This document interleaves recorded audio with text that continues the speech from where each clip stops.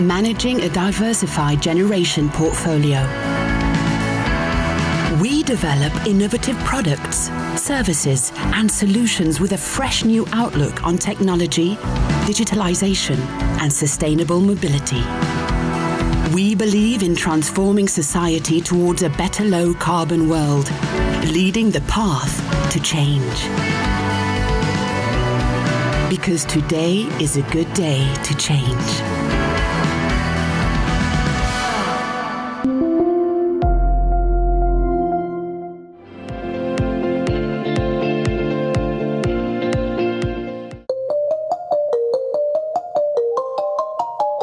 The global hydrogen market is projected to grow 33% over the next 4 years.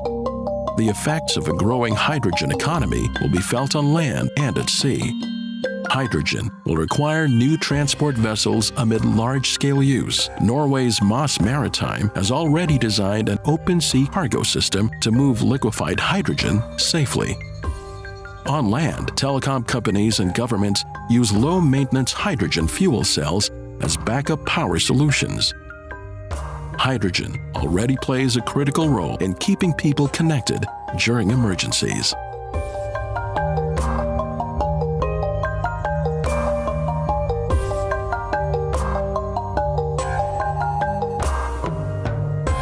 Hyundai is committed to realizing a hydrogen-powered future because of you.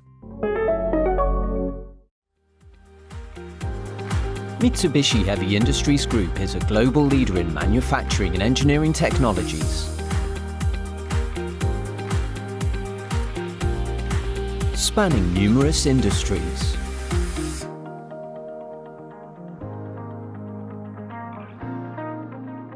Delivering real solutions to the world's most pressing issues. So together, we move the world forward. Mitsubishi Heavy Industries Group is decarbonizing energy. From carbon capture and hydrogen technologies to renewable power generation and even nuclear fusion, we pursue solutions for an even better energy future.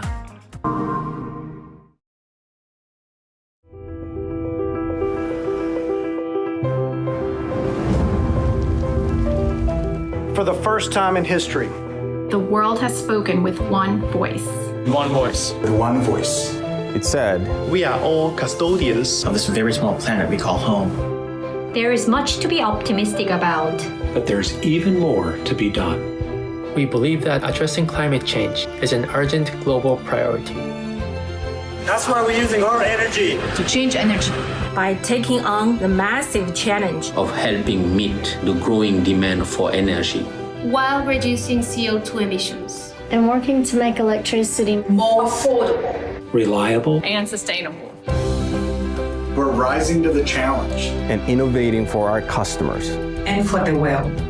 We're continuing our history of innovation in renewables, helping renewable energy scale, building the world's most powerful offshore wind turbine, and providing flexible capacity with the world's largest and most efficient gas turbine.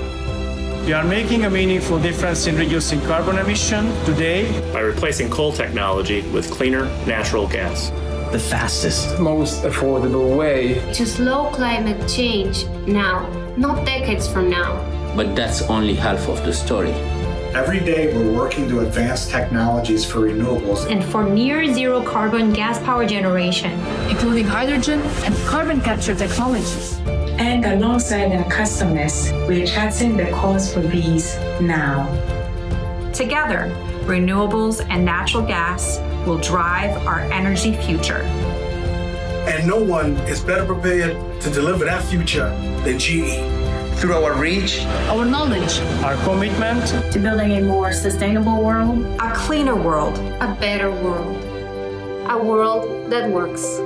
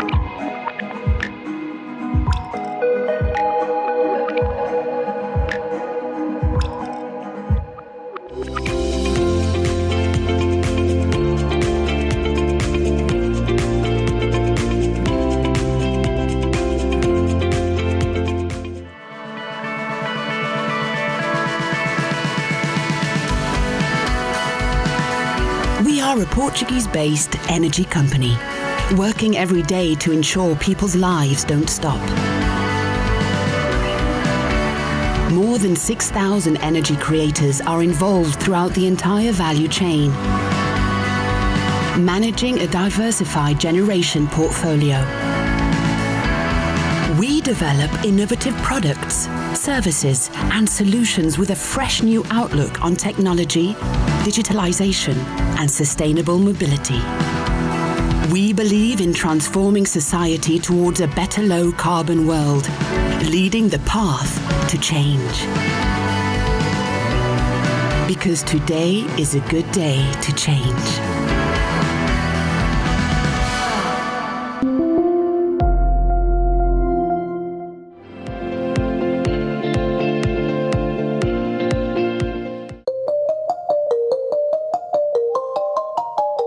The global hydrogen market is projected to grow 33% over the next 4 years. The effects of a growing hydrogen economy will be felt on land and at sea. Hydrogen will require new transport vessels amid large-scale use. Norway's Moss Maritime has already designed an open-sea cargo system to move liquefied hydrogen safely. On land, telecom companies and governments use low-maintenance hydrogen fuel cells as backup power solutions. Hydrogen already plays a critical role in keeping people connected during emergencies.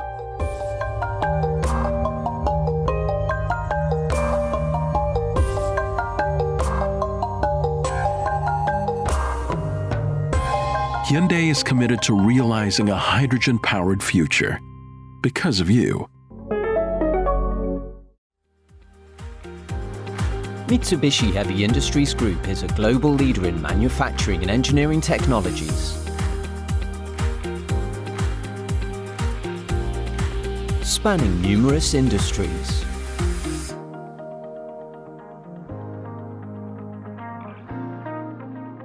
Delivering real solutions to the world's most pressing issues. So together, we move the world forward. Mitsubishi Heavy Industries Group is decarbonizing energy. From carbon capture and hydrogen technologies to renewable power generation and even nuclear fusion, we pursue solutions for an even better energy future.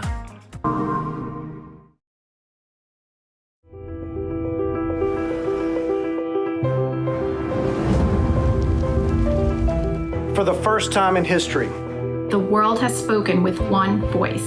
One voice. With one voice. It said, "We are all custodians of this very small planet we call home." There is much to be optimistic about. But there's even more to be done. We believe that addressing climate change is an urgent global priority. That's why we're using our energy to change energy by taking on the massive challenge of helping meet the growing demand for energy while reducing CO2 emissions and working to make electricity more affordable, reliable, and sustainable. We're rising to the challenge and innovating for our customers and for the world. We're continuing our history of innovation in renewables, helping renewable energy scale, building the world's most powerful offshore wind turbine, and providing flexible capacity with the world's largest and most efficient gas turbine. we are making a meaningful difference in reducing carbon emission today by replacing coal technology with cleaner natural gas. the fastest, most affordable way to slow climate change now, not decades from now. But that's only half of the story. Every day we're working to advance technologies for renewables and for near zero carbon gas power generation, including hydrogen and carbon capture technologies. And alongside our customers, we're charting the course for these now. Together, renewables and natural gas will drive our energy future. And no one is better prepared to deliver that future than GE. Through our reach, Our knowledge, our commitment to building a more sustainable world, A cleaner world. A better world. A world that works.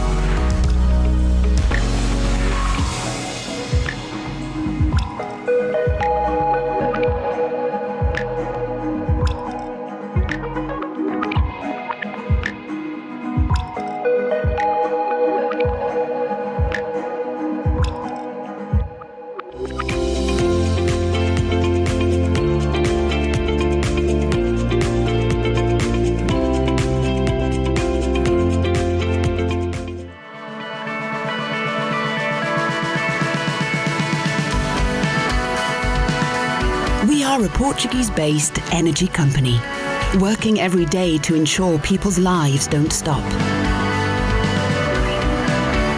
More than 6,000 energy creators are involved throughout the entire value chain, managing a diversified generation portfolio. We develop innovative products, services, and solutions with a fresh new outlook on technology, digitalization, and sustainable mobility. We believe in transforming society towards a better low-carbon world, leading the path to change. Because today is a good day to change.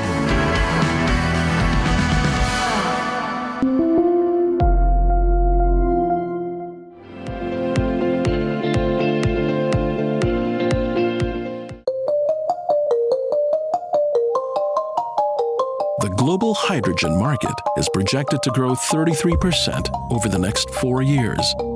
The effects of a growing hydrogen economy will be felt on land and at sea. Hydrogen will require new transport vessels amid large-scale use. Norway's Moss Maritime has already designed an open-sea cargo system to move liquefied hydrogen safely. On land, telecom companies and governments use low-maintenance hydrogen fuel cells as backup power solutions. Hydrogen already plays a critical role in keeping people connected during emergencies.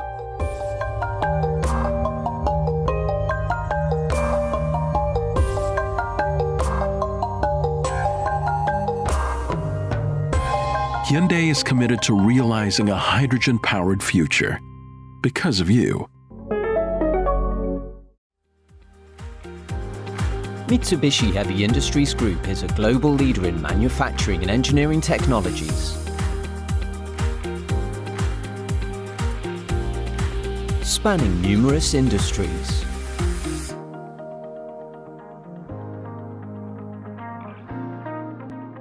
Delivering real solutions to the world's most pressing issues. So together, we move the world forward. Mitsubishi Heavy Industries Group is decarbonizing energy. From carbon capture and hydrogen technologies to renewable power generation and even nuclear fusion, we pursue solutions for an even better energy future.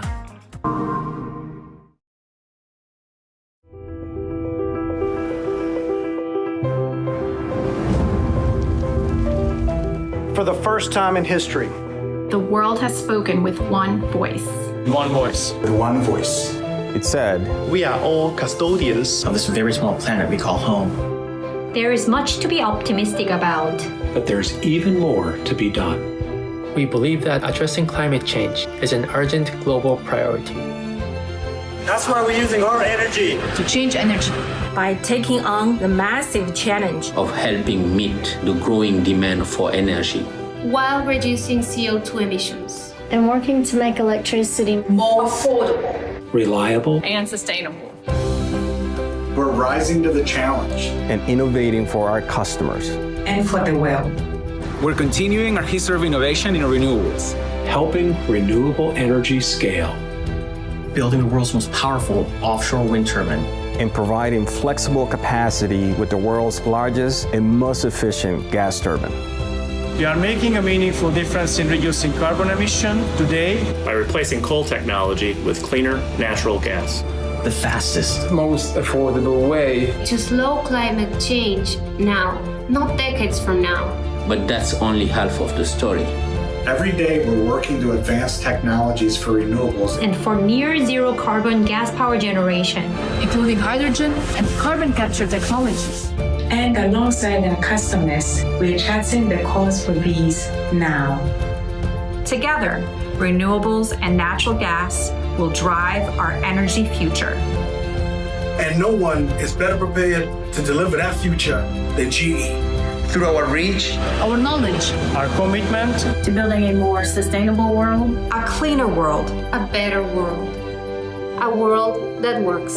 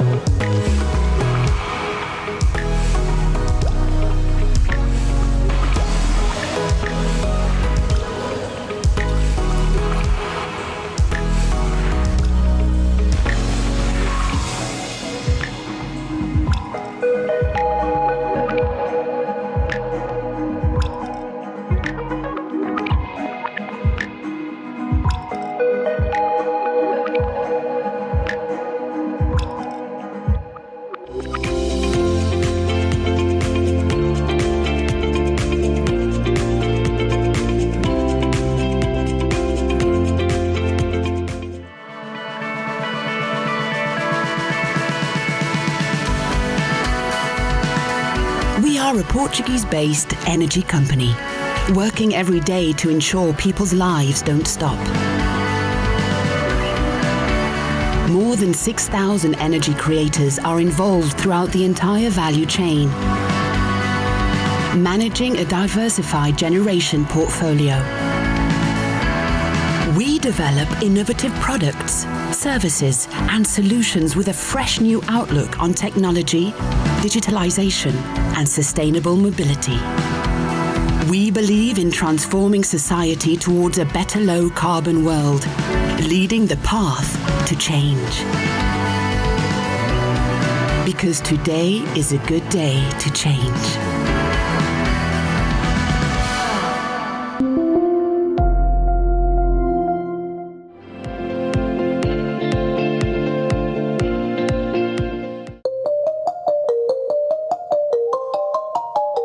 The global hydrogen market is projected to grow 33% over the next 4 years. The effects of a growing hydrogen economy will be felt on land and at sea. Hydrogen will require new transport vessels amid large-scale use. Norway's Moss Maritime has already designed an open-sea cargo system to move liquefied hydrogen safely. On land, telecom companies and governments use low-maintenance hydrogen fuel cells as backup power solutions. Hydrogen already plays a critical role in keeping people connected during emergencies.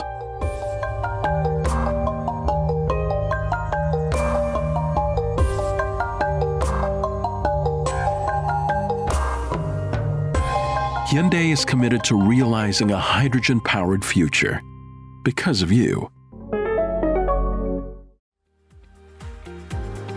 Mitsubishi Heavy Industries Group is a global leader in manufacturing and engineering technologies. Spanning numerous industries.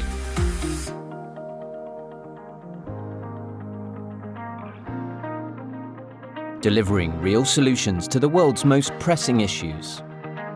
So together, we move the world forward. Mitsubishi Heavy Industries Group is decarbonizing energy. From carbon capture and hydrogen technologies to renewable power generation and even nuclear fusion, we pursue solutions for an even better energy future.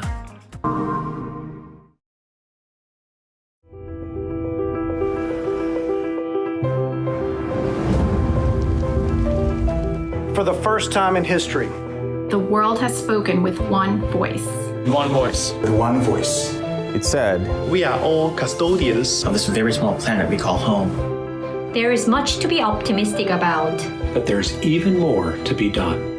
We believe that addressing climate change is an urgent global priority.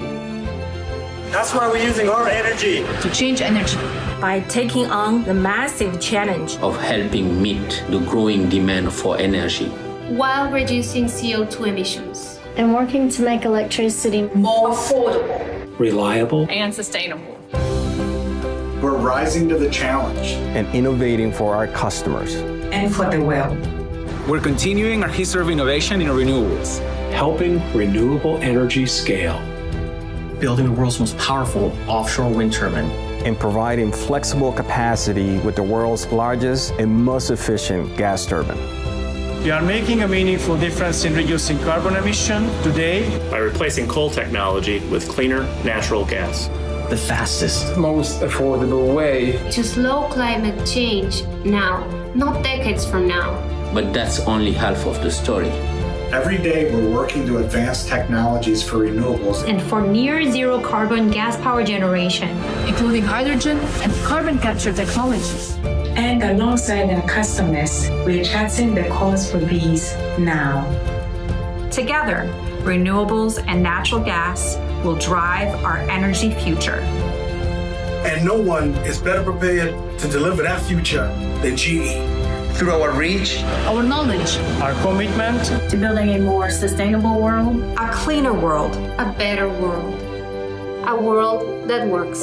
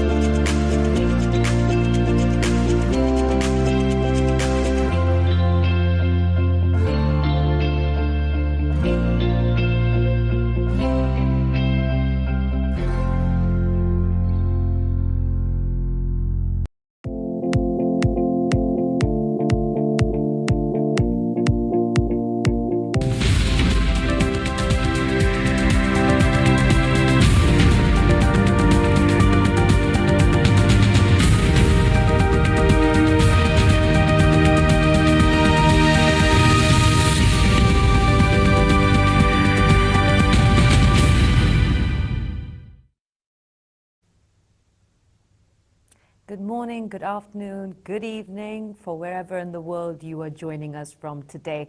Thank you for being here. This is the second day of the Hydrogen Transition Summit, which is part of a Transition Summit series being put together by Climate Action towards a roadmap for COP26. Now, our first day's sessions really laid a groundwork for us for the conversations we will have today about the actions we need to take and the roadmap ahead. And those real key takeaways came from Dr. Fatih Birol at the International Energy Agency, who said that hydrogen needs to really be a key part of everyone's energy transition strategy. Francesco Lecumera at IRENA had something similar to say, basically that hydrogen has the potential to be a game changer. But again, Francesco warned that continued innovation is vital to improve performance. Stefan Sekars at UNIDO has pointed out that without financial incentives, it will be very difficult for key players to really create noticeable change. So those key takeaways from day one really lay the groundwork out for the conversations today, and I'm really, really keen to hear those perspectives later in the session.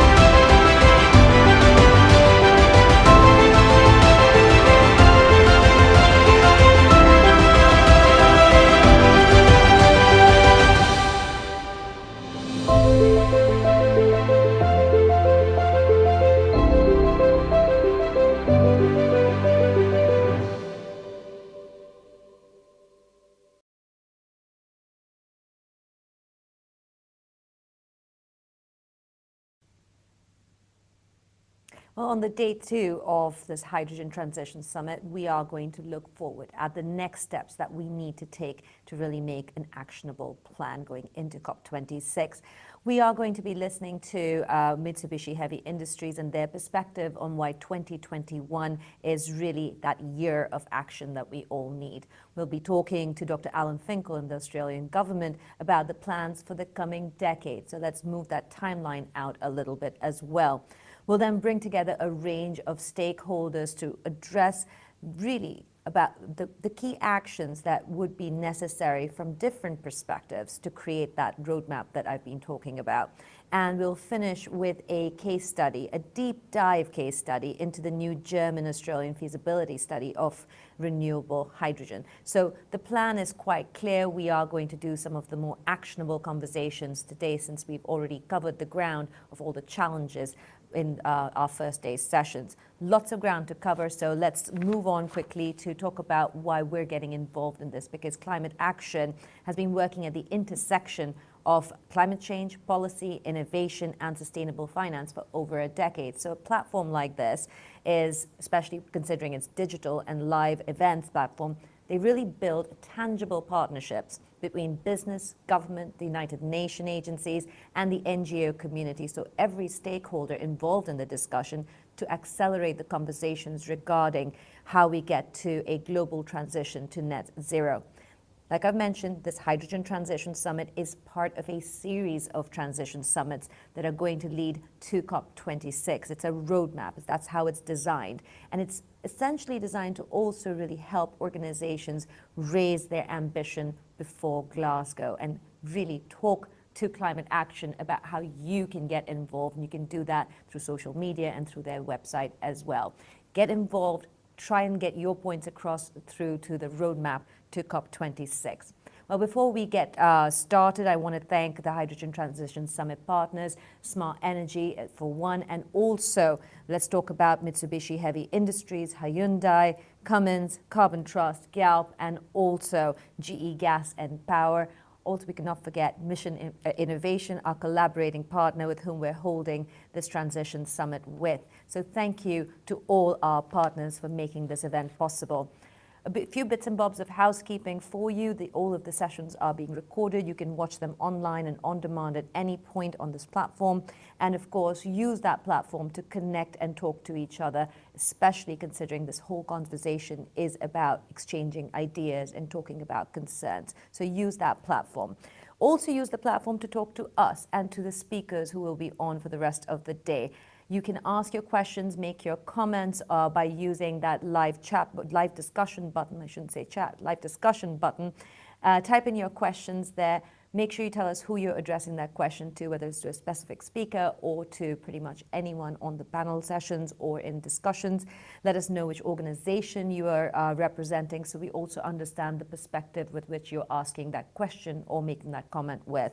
And of course, if you are so inclined, please continue the discussion on social media. The hashtag is Climate Action Live, and you can also basically tag Climate Action whenever you are in those discussions. So why don't we get the discussions started for now and get a presentation from Kentaro Hosomi. He is President and CEO of Energy Systems at Mitsubishi Heavy Industries.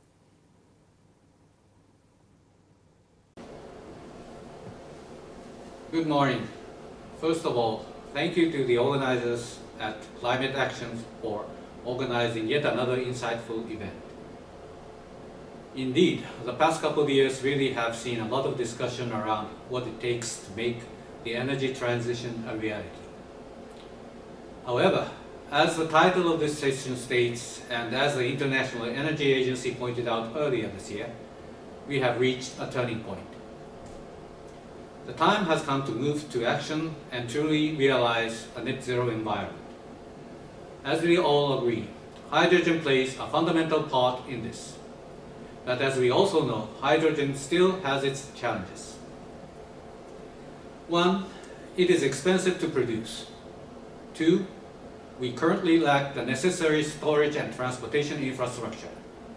And three, we need to increase demand in order to achieve economies of scale and reduce its cost.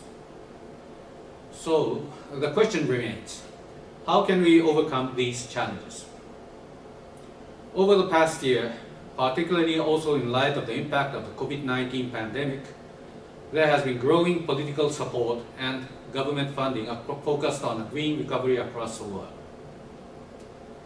From the so-called green recovery and green industrial revolutions in Europe taking shape, the climate actions of the Biden administration in the United States, Japan's Prime Minister Suga's declaration to aim for a carbon-neutral society by 2050, hydrogen sits at the core of many governments' policies to achieve their climate targets. This comes with a raft of projects focused on the production and use of hydrogen around the world. While many are still at the concept stage and awaiting proper feasibility studies, we can see a pattern evolving that can make the hydrogen economy a reality. As a leading provider of technology and equipment across the hydrogen value chain, we anticipate those projects will become the cornerstones of a sustainable hydrogen economy that can display the following. First, true sector coupling. The success of any project in the energy industry or otherwise has always been determined by its integration into its wider ecosystem or value chain. Most recently, we have been observing the launch of projects that manage to link production, transportation, and use of hydrogen. Second, the utilization and future-proofing of existing infrastructure. As hydrogen can replace fossil fuel gradually, there is no need to reinvent the wheel to make the hydrogen economy a reality. We are seeing more and more projects utilize, for example, existing links to renewable energy to power electrolyzers, upgrade gas networks to deliver hydrogen to nearby large-scale customers in industry, power generation, and transport. Third, the embrace of complementary technology. Hydrogen is no silver bullet. Its production, transport, and utilization is likely to become even more viable if projects also include other energy efficiency and decarbonization technologies. This can range from carbon capture technology for the production of blue hydrogen to the use of ammonia or methanol as a transport medium of carbon-free energy, or as an alternative fuel for other applications, such as powering ships. And finally, long-term economic viability embedded in a clear regulatory framework. This element is naturally connected to the first three requirements, and yet is the weakest link.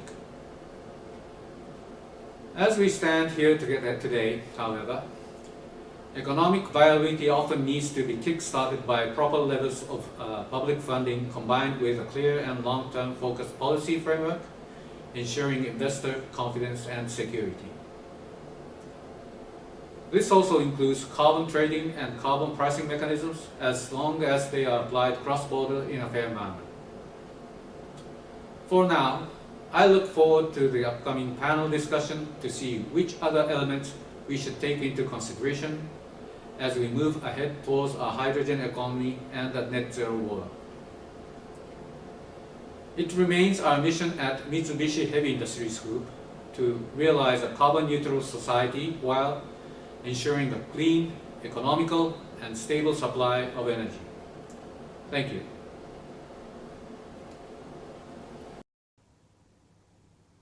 Thank you, Mr. Hosomi. We want to move on now to our first interview of the day with Dr. Alan Finkel. Alan is the chair of Australia's Technology Investment Advisory Council and was recently appointed as special advisor to the Australian government on low emissions technology. And as you'll remember, he was quite famously Australia's chief scientist from 2016 to 2020 and instrumental in the creation of Australia's hydrogen strategy. Dr. Finkel, thank you very much for joining us and welcome to the Hydrogen Transition Summit. I know it is evening there, so I appreciate your time. And I have been internet stalking you, so I'm going to put this to you. You famously have said that you've gone through a cycle of being a skeptic, sitting on the sidelines, a believer, and an evangelist. As I said, I'm quoting you from a speech you gave in 2019. Tell me something, in the journey that you've taken, how much of that is really the journey that Australia is taking and the lessons that have been learned from that particular hydrogen plan that you put together? Maithri, thank you, and it's a pleasure to be here. To some extent, there is a correlate between my journey and the country's journey, but I won't say that it's totally linked. I did start off as a skeptic because back in 2010, 2011, I was in the electric car charging industry, and we were very myopic. We only looked at hydrogen as the energy storage for a car and in terms of efficiency. And the reality is that if you start with a certain amount of electricity, you put it into a battery, or you start with the same amount of electricity and you convert it into hydrogen, the car will drive further in the battery case. And so I was a skeptic because of where I came from. But in 2017, I did a review of the national electricity system in Australia, which strengthened the system for more solar and more wind. And as a result of that, a lot of people approached me to ask me about my views on hydrogen. And I believe in consultation and being open-minded, I was prepared to change. And in those conversations, I realized that there is so much more to hydrogen than either looking at it purely from the efficiency point of view or purely from small cars. It's a vector for carrying energy from one continent to another continent. It can be used as a chemical in industry. It can be used as an enormous seasonal storage mechanism. It's a transportable fuel for heavy vehicles. And I went through a transformation, if you like, of going from a skeptic to sitting on the fence to becoming a believer. Some people would now say I'm an evangelist, and I'm still waiting for sainthood. It might be coming, because I know we're going to talk a little bit about your low emissions technology in this conversation as well. But I didn't want to interrupt you. Finish your thought, and I have a question that one of our No, I was just going back to the second. Literally on the same plane with me. I was just going back to the second part of your question. How much does my transition correlate with the countries? It kind of does. As I said, other people saw the bigger picture before I did, but I had the opportunity as chief scientist, coming off the success of having done the National Electricity Review, of being able to gather those people into a group, synthesize their thoughts, go to the energy minister of the day, suggest that he and the government needed to know more about hydrogen, and he was terrific and invited me to come back to a meeting of all the energy ministers, because we're a federation. We've got the national minister and the state ministers, and develop on their behalf a national hydrogen strategy, which I'm sure we'll talk about more. So my journey did lead to the start of the government's journey. But once we started that journey, what I led in the National Hydrogen Strategy was a collective effort by public services from the states and the Commonwealth, by industry people, researchers, you name it. It was very, very deeply connected. And I think that is the question, isn't it? I mean, is that the learning from Australia of how to bring people together? I mean, creating clusters, driving it through technology, bringing the players together, people who wouldn't have either talked or would have been too disparately spread out. Is that one of the learnings, that you have to have those players and those clusters come together to understand if they're actually developing, cohesive strategies and cohesive plans and technologies, or is there an overlap? Is there something that somebody can learn? Is that a lesson that we can learn from Australia? That's an interesting question, and I think there are a number of lessons that can be shared. From the approach that we took, the importance of consultation, and then finding the buttons that can be pressed for individual people. So the approach that we took was quite unusual for me. Most of the reviews that I've done for the government were reviews where we independently went out, consulted with the community, developed a review, a report, might have had 20, 30 or 40 recommendations. You give it to government, they consider it for a couple of months, they accept 2/3 of the recommendations, maybe if you're lucky 90% or 95% of the recommendations, and it's an uneasy relationship. The hydrogen strategy, we decided to do it differently, and we, instead of doing it for government, something that you give to the government, we did it of government. So we had independent thinking from stakeholders across industry and research and community representatives.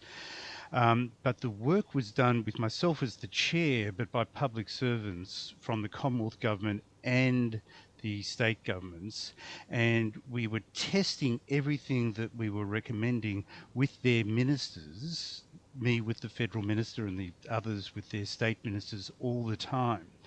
And so when it went to the collective meeting of all the energy ministers for consideration as to whether they would adopt or not, they'd already had time to consider it. They'd already had time to test it with their premiers and prime ministers. And when they adopted it, they adopted 57 agreed actions rather than recommendations. There were actually no recommendations. It was 57 actions that they agreed would be effective from the moment of adoption. The other thing that went well is through the consultation process, we found that the interest in hydrogen is so different. For some people, it's all about decarbonising. For others, it's the excitement of new technology.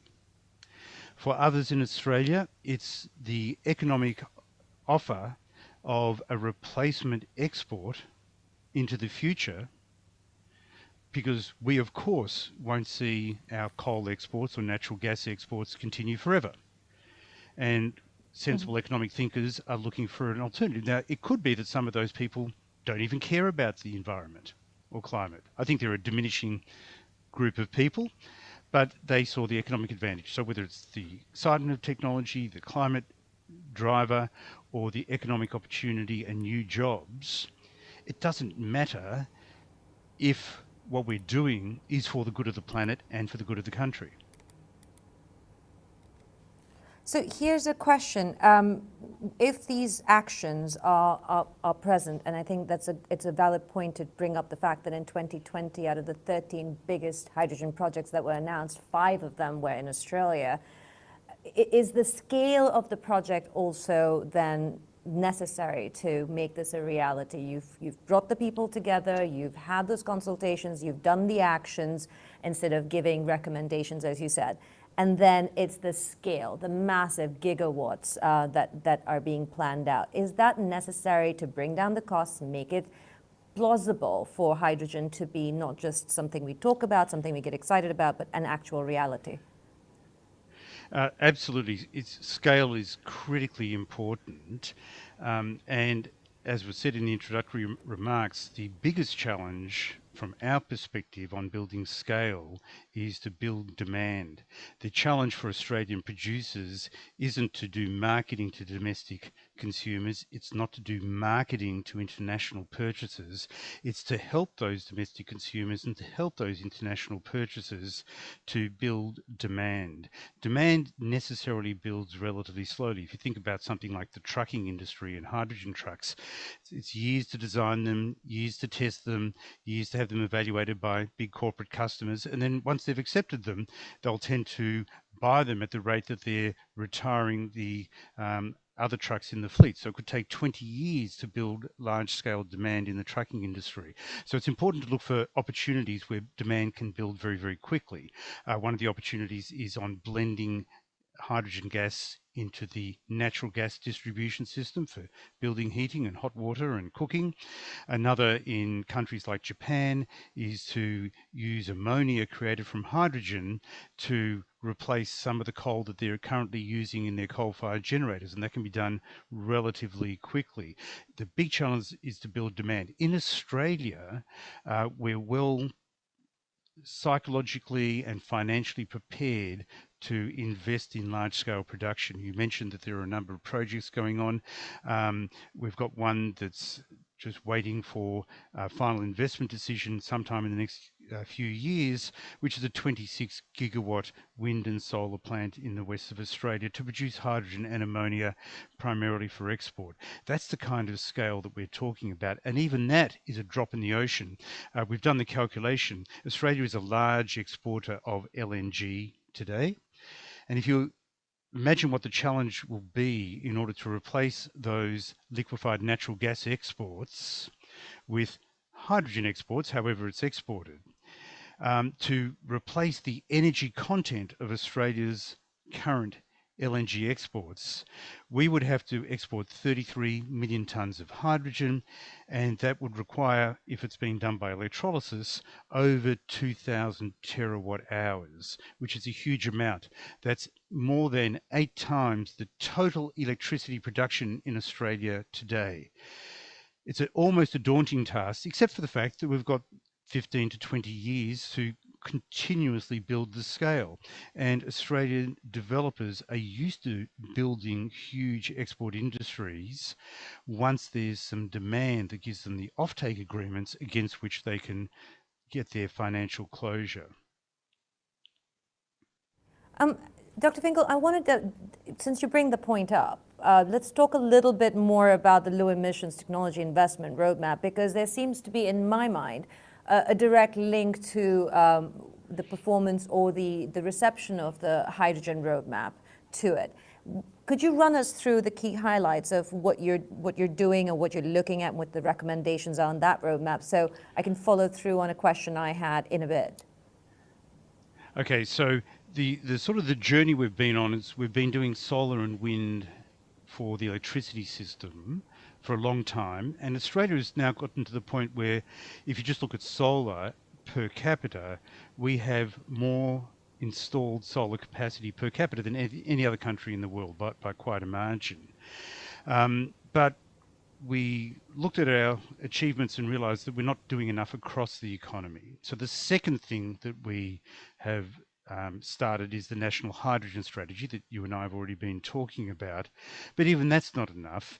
And so the third thing that the government launched at the beginning of last year and has now been adopted is what is called, and you referred to it as, the Low Emissions Technology Roadmap, where we're looking at a broader suite of technologies.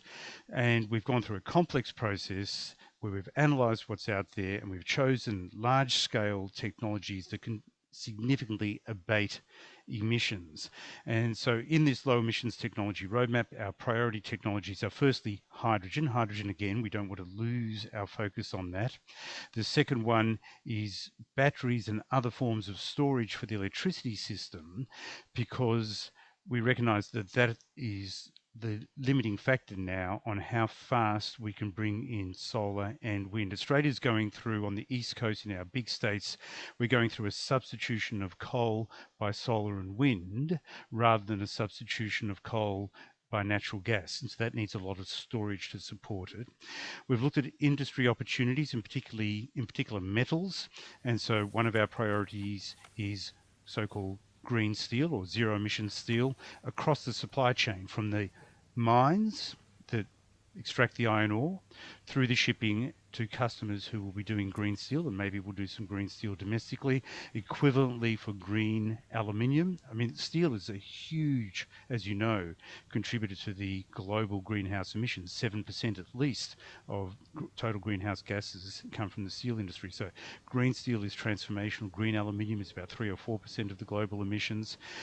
Then even if we get all of those things right, we recognise that there will always be some emissions. You can't get to net zero just by the focus on the energy system. It's tough to get rid of the residual emissions from industry. It's tough to get rid of the residual emissions from agriculture. So there has to be some kind of sequestration activity. And the fifth and the sixth priority technologies in our low emissions technology roadmap are geosequestration using carbon capture and storage, and biosequestration, specifically for soil organic carbon biosequestration. So that brings up an interesting point, because when I was going through that roadmap and the paper itself, I found it interesting that a couple of the pointers that the paper pointed out was to stretch goals that you've just mentioned. And to me, that always brings up a point of concern that it might lead to some innovation down the road, especially when it comes to hydrogen or in terms of what we do with the emissions. It also has, in the past, given us examples of, in terms of corporate life, given us examples of when companies have failed or dismally underperformed or had to cut corners to meet those kind of goals. I'm just throwing it out there in terms of like a company like GE when it was targeting being a car manufacturing leader, or innovation when it comes to coming up with the Prius for Toyota. Do you feel worried when you put out goals like that for a technology that really at this point requires a hell of a lot of innovation? Do you want to make those kind of goals for hydrogen in specificity? I think we're fairly. I'm personally optimistic, and I think that the relevant minister and the Prime Minister of the government is quite optimistic. We've, in a sense, done at a government level what venture capitalists will do, and that's to spread their risk by having a portfolio of investments. So if we had just said the single consideration for Australia going forward is the hydrogen strategy, and we're just going to focus on that and nothing else, even though I'm incredibly confident in where hydrogen is going, I'd be worried in principle that we're taking a risk. But we've got a portfolio of investments. The government is committed to eliminating emissions. Our government is committed to a net zero policy. The Prime Minister refers to it as preferably by 2050, so finalising it is still something to be done in future, but the commitment is there. It's just a question of how do you get there? And once you know how, you can start thinking really carefully about when. And we feel that this portfolio approach, which is technology driven, is key. Look, at the end of the day, you need more than technology. It's technology that solves the problem, but the technology won't fly, it won't be vibrant, and won't be successful unless you have the policy in place, unless you have the green financing in place, unless you have an enabling environment for operating the electricity system and everything else. But we are in a world where the emissions come from the technology that is giving us our civilization. We can't just switch it off and say no more fossil fuels overnight. We need to replace them. So it's worth me mentioning that the key economic philosophy in the low emissions technology roadmap from Australia is for the government's investments to help this portfolio of technologies with complementary multiples of investment from industry to help it track down the learning curve to the point where green steel or green aluminium will become cost competitive. And it's not going to be tomorrow. It's not going to be next year. It could be in 10 years or 15 years. We'll become cost competitive with the high emission incumbent. And of course, when you get to that point, that is the classic example of a tipping point. Once you can get to cost competitiveness with a low emissions equivalent product, everybody will pile in and buy the new low emissions contender. Right. Well, Dr. Finkel, I could continue this conversation all morning, but unfortunately we would have to wrap it up there. Thank you so much for your thoughts, and I think you also answered Theo's question, who's written in asking why has the Australian government been so positive about adopting hydrogen, but less interested in a wide-scale renewable energy transition. You answered that question without even me having to ask I think I did. So I think I did my thank three. You, Dr. Finkel. Thank you very much. Job. Bye. Thank you very much for joining us.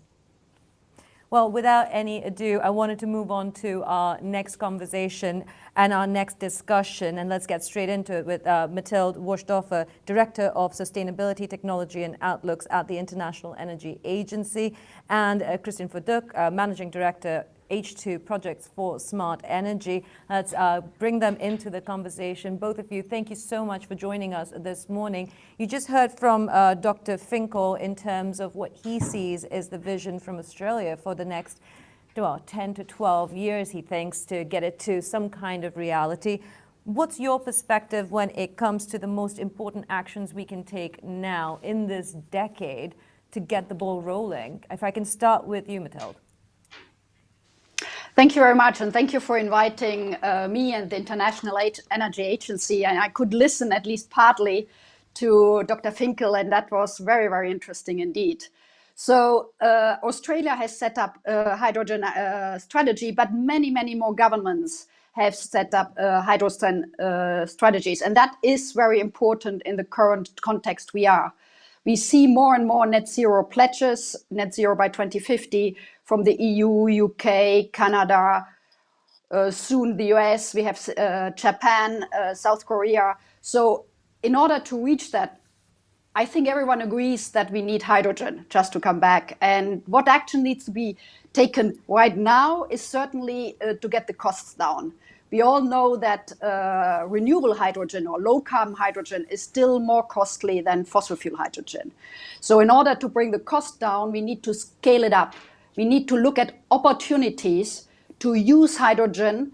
And we have identified at the IEA 4 major opportunities, which is in industrial ports, where there is refinery, energy intensive industries.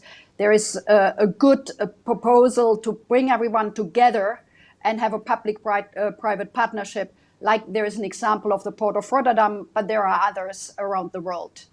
Then we can use existing pipelines, gas pipelines, natural gas pipelines, by blending it with hydrogen. Thirdly, I think we need to look at the sectors where it's best used, and that's the energy intensives, like steel, cement, or the long-distance transport. And we need international cooperation. So I would like to start and say the costs are too high right now for low carbon hydrogen. We need to scale it up, and that's an urgent action which we cannot do alone. No government can do it alone, Australia or others. We need also international collaboration and also some innovation. But I can come back in the discussion later on that. But the urgent action is needed because we are far from where we need to be with the hydrogen going down and be deployed at much higher levels. Christian, give us your thoughts on the next steps before we move this conversation forward. Yeah, with pleasure. Happy to be here. Good morning to everybody. I think Mechtel already put a lot of focus already on the essential points, and I want to just add already on this cost reduction topic. Now, hearing in fact the support which is needed also from the government side, but also the scaling which brings the cost down. We need to consider that on the hydrogen projects, besides the capex, the opex is in fact the decisive over time to make a project run. And with the opex, the number one is the electricity. So I see actually here a very big potential, not only looking into the pure cost of electricity. Luckily, we've done a nice trajectory now with the renewable energy sources being so competitive, but we know we need to think beyond that, especially with the total system integration, the potential hydrogen gives to deal with the intermittency, but also the loading factor which the electrolyzers need. So I think this integration of systems, having a balanced supply of electricity with the corresponding regulation, working the systems together, thinking of the storage options, both electrical but also on molecule side, chemical storage, has a lot of opportunities, which I believe has much more potential to go. And we are addressing some of these issues with our projects right now, trying to put the respective things together and putting also this innovation together.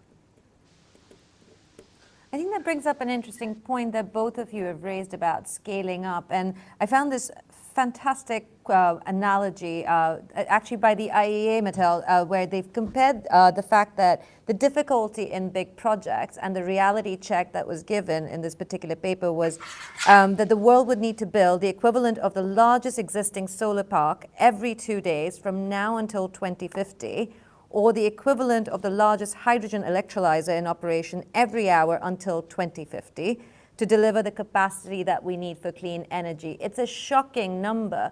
So from both your perspectives, we know that there's a difficulty in building those big projects. What exactly are they and how do we surmount them? Because this whole conversation is about trying to make this a reality if it's possible at all. So if I can get both your perspectives on what do we do now in terms of building capacity, building that scale? Mattel, maybe I can start. Yeah, because you refer to, thank you.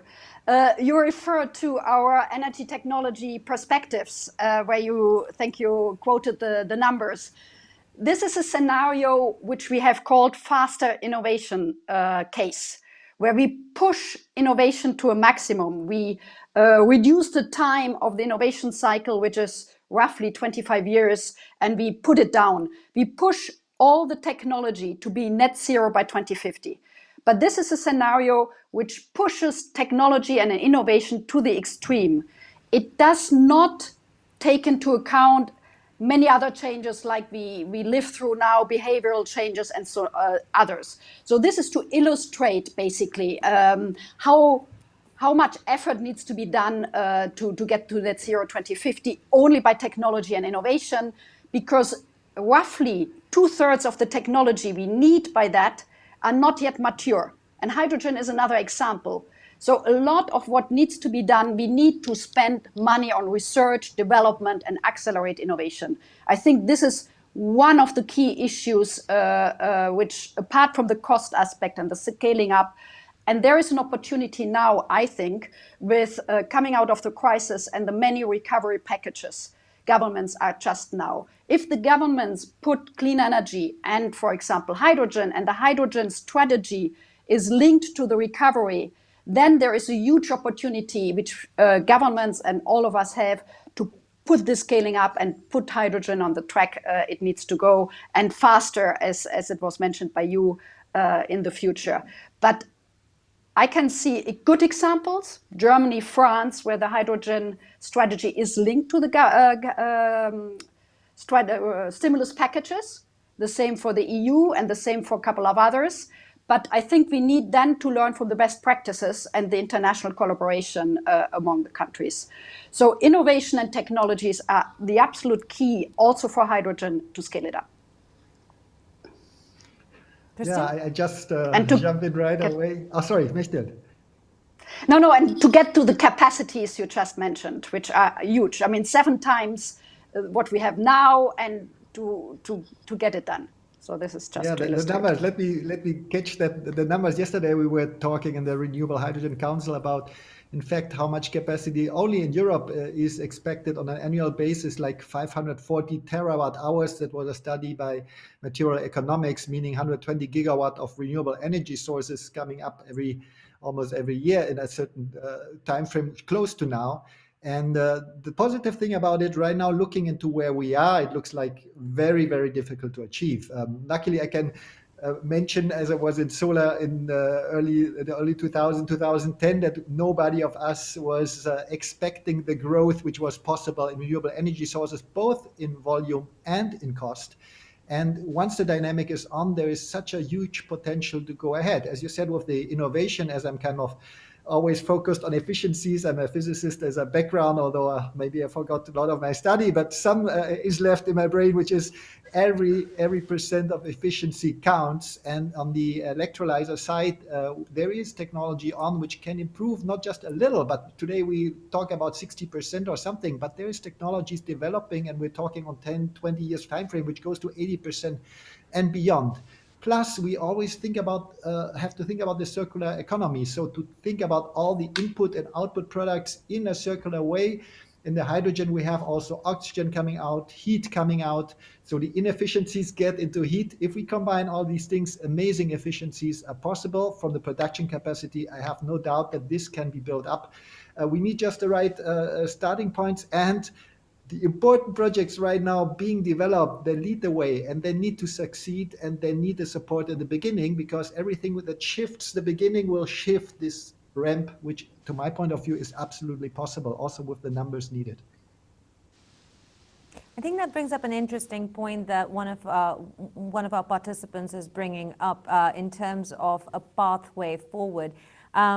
This is a gentleman joining us from he's a chief marketing officer at a company called Chalo, Dhruv Chopra. He's asking what vested interests would now push us firmly towards electric as the mainstream energy source versus the possibilities of hydrogen, which appears far more promising on so many parameters. So what are the politics behind hydrogen versus electrics? And that brings into the question what you just pointed out, that you need that support when you're starting out. So you need the government support, you need it to be part, as Mechtel said, of a recovery plan. So how would you take that question in terms of the politics behind hydrogen versus electric and the vested interests pushing us towards electric versus hydrogen with the promise that it has? Who wants to take that? Should I start, Mechtel? Is okay? Yes, exactly. I wanted to suggest that. Okay. Being an enthusiast on that one, my priority always is energy saving, then electrification, and then comes the hard to abate, etc. Also in terms of efficiencies, we need to be real and true. Round trip efficiencies with hydrogen, also putting it back to electricity. It's not that we have a very good balance in the total, but if this is the only way to do it, and obviously costs go down, that's the third option, which is important to achieve the net zero in the end. So it's actually not against each other. Also, obviously, hydrogen is a carrier, rather electricity is really the energy we get. So there's a lot of differences to make. But exactly to your question on the support needed, just mentioning the example of one project which we just announced recently on the ceramic industry in Spain. The things need to come together to get the momentum. You need the right application where there is no other way. So the ceramic industry cannot just use the electricity that would be even less efficient for the heating. You need the Valencian region in this case. 33% of CO2 emissions come from this industry in that very region. So there is a need to act. And with that together, the policy, the industrial players, and last but not least, obviously, financing and bankability needs to be done. And that's why I also focus so much on these early projects. All the other projects need this bankability being in place to really scale, and they wait for references in the market. So somehow these lead projects really have a a crucial way to start this level of projects we need now. And if I may come in, I fully agree that we shouldn't play the different electrification against any other things. We certainly need energy efficiency first, as we say. We need to look at material efficiency, energy efficiency in all processes. We need to electrify a maximum, what we can electrify. But as we say, and we are in a world when, if we want to go net zero and we need to do it, then we need to look at all options. And that means for those sectors like cement or ceramic or steel, where there, for the time being, there are no other solution. They need a special heat, which we cannot produce or by electricity right now. So there is an opportunity for hydrogen, and there is an opportunity for long distance transport as we see it now. So I think we shouldn't close our eyes and go only one way, because as far as we can see it, globally, that is not possible. There's certainly a role to play for the different technologies, and as we discuss hydrogen in these special sectors. There's another question here which actually ties in rather well to what you were saying and what both of you were saying. Vanessa Casson is an impact investor at Clean Energy Hydrogen. And she's asking, I'm interested in knowing about strategies and the focus for hydrogen where the OPEX is about 80% of the scale-up issue. So how do you convert that into an opportunity, and how do the digital solutions play a part in that? It's addressed to both of you. Either of you can take it, or both of you can take that. I don't know. Mechtel, shall I start? All right. So, in fact, you see, we are very much focused on PV first because it's the lowest cost and we have great opportunities. There we get to loading factors which are the 20-30% on the electrolyzer. Then you get, if you combine it with wind, you get to 40-50, maybe something above that. But still, this is not enough on the long term for the volumes we are talking to make things happen. So then you need to connect the grid somehow. And now comes the challenging thing. The grid is obviously a scarce resource, the congestion of the grid, the availability. However, it needs to be integrated to make, in fact, excess energy. So what we see today, for example, in Germany, there's a nice windy day and half of the turbines are not turning. Everybody asks me, why they are not turning? Well, we don't know where to put the electricity. So here we have very cheap electricity available, and thinking about this way to use, for example, this electricity at the right moment with capacity and maybe a little technology hint. Electrolyzers, they have a certain name capacity. However, you can also overrate them. You lose some efficiency. But if at this very moment the electricity is very cheap, some of the technologies can overrate by 10, some even by 100%. Okay, I lose some efficiency, but the electricity is for free, but really for free. You may even be paid for to take it, yeah? And so this is really a great option. So here's the question. If it's a great option, how do we make it doable? Do we need regulation, Mechtel, in terms of the actions that are immediately necessary? That this has to become almost you talked about international cooperation. So do we have some sort of a global agreement? How do you bring in players like China into that? Because you've seen what the attitude has been in terms of even their recovery plan, where green recovery is targeted at mostly electric vehicles in China at this point. How do you bring global agreement to make this reality? You've got to push people into doing things sometimes. Yeah, I think there are already some very good example of international cooperation on hydrogen. Let me give you one example is the Clean Energy Ministerial. There's a hydrogen initiative which brings together 5 governments, the EU, Germany, France, Canada, and Australia, if I'm not mistaken, and the IEA. So we work together, we exchange best practice, we do an in-depth analysis of what's happening around the world, which we will publish in September, the Global Hydrogen Review.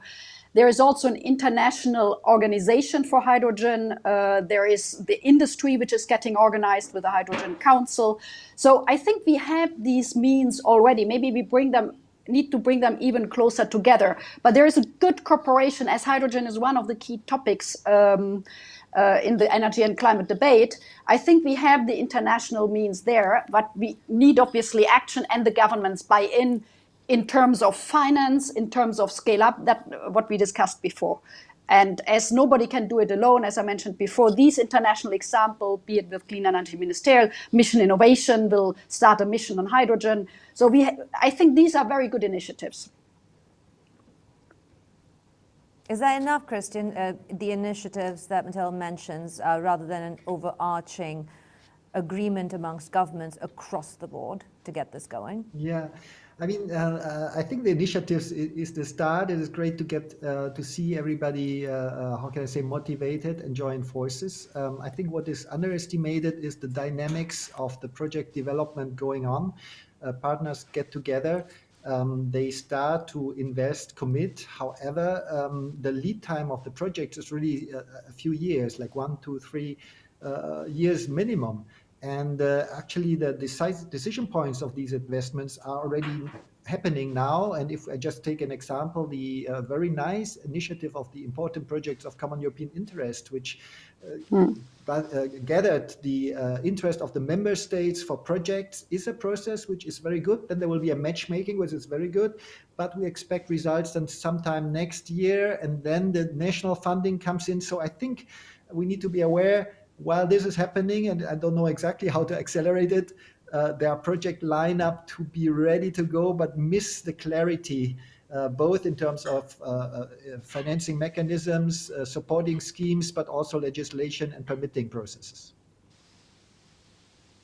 So quickly, I want to ask about Jacques' question. Jacques is the founder and director at Human Bee. Can we believe in the will of the oil companies who have started to make hydrogen to lower the price of hydrogen? Do we believe in the massive projects, both of you, that oil companies have been announcing? I think this is a kind of difficult question. We see a lot of move from the oil and gas company. If we speak about the majors, they are the national oil companies, which are the majority, but we have European, American oil and gas companies, which frankly become more and more energy companies. So they do start to invest in renewables and hydrogen and in others. So, I mean, I think they're under huge pressure themselves. They have committed to a certain extent to 2050 in their different phases. And I think they need to do it. There's so much pressure from the stakeholders and society right now and the governments. So there will be a move. Christian?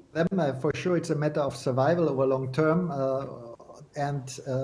What, however, I see is that the landscape of electricity, energy, gas and oil, which used to be a very established path, will change a lot and will open actually opportunities for new players, not necessarily saying that they cannot convert and have their business case develop further, but there will be also new players, because this is a much more integrated way of our economy coming up, of our energy system. So we also call it energy transition system. And that's why I think we can believe that they do a lot of things, but we should make sure that the mechanisms we put in place are not only limiting them to make the big steps, because they can run with equity right now based on the earnings with gas and oil, while the new ones actually have difficulties to access the right level of project finance. Well, we've got barely about 30 seconds left, so I wanted to give this opportunity to both of you to give me the 2 key points that you think we can achieve in 2021 itself, ahead of COP, at COP, that will actually make some of this a reality in the next 5 to 10 years. So 20 seconds to each of you. What would you say? Mathilde, why don't you go first? I think before COP, we certainly need the people to get together. I think this event today and others will help to spread it out, to make it happen. So I think these alliances and international cooperation need to speak up. And secondly, as Christian mentioned before, we need projects. And projects have lead times. So there is Port of Rotterdam, there's the North Sea, there are some other good examples across the world, but we need to accelerate and we need to see what can be done. And I think the UK government with the COP26 is certainly looking for solutions, and that could be one. Yeah, from my side, this year 2021, very decisive. I think we should finalize a definition. What is green or renewable hydrogen? What is the frame about it, and how will it be supported in terms of also the alternative carbon emissions? How expensive will that be? Which instead of continuing doing that, you invest into hydrogen and you can make a business case out of it. This should be clarified, and then there is a clear framework to go ahead. 4 key points that we can all walk away from this conversation with, if nothing else. Thank you so very much, both of you, Mathilde and Christine. That was insightful indeed, and thank you for your time and joining us on the Transition Summit discussion today. You all need to participate. A lot of questions coming in our discussions this morning from all of you. But again, if you haven't had a chance, remember to click on that live discussion button. Type your question, tell us who you're addressing that question to, and of course your name and the organization you represent, so we understand your perspective and where you're coming from. All right, now I'm going to hand you over to Christine Amansour, partner of energy at Oliver Wyman, who's going to be moderating our next session, where she's asking the question, what's next for the hydrogen economy? At Oliver Wyman, Christine focuses on market economics, capital program design, and execution. Christine, over to you.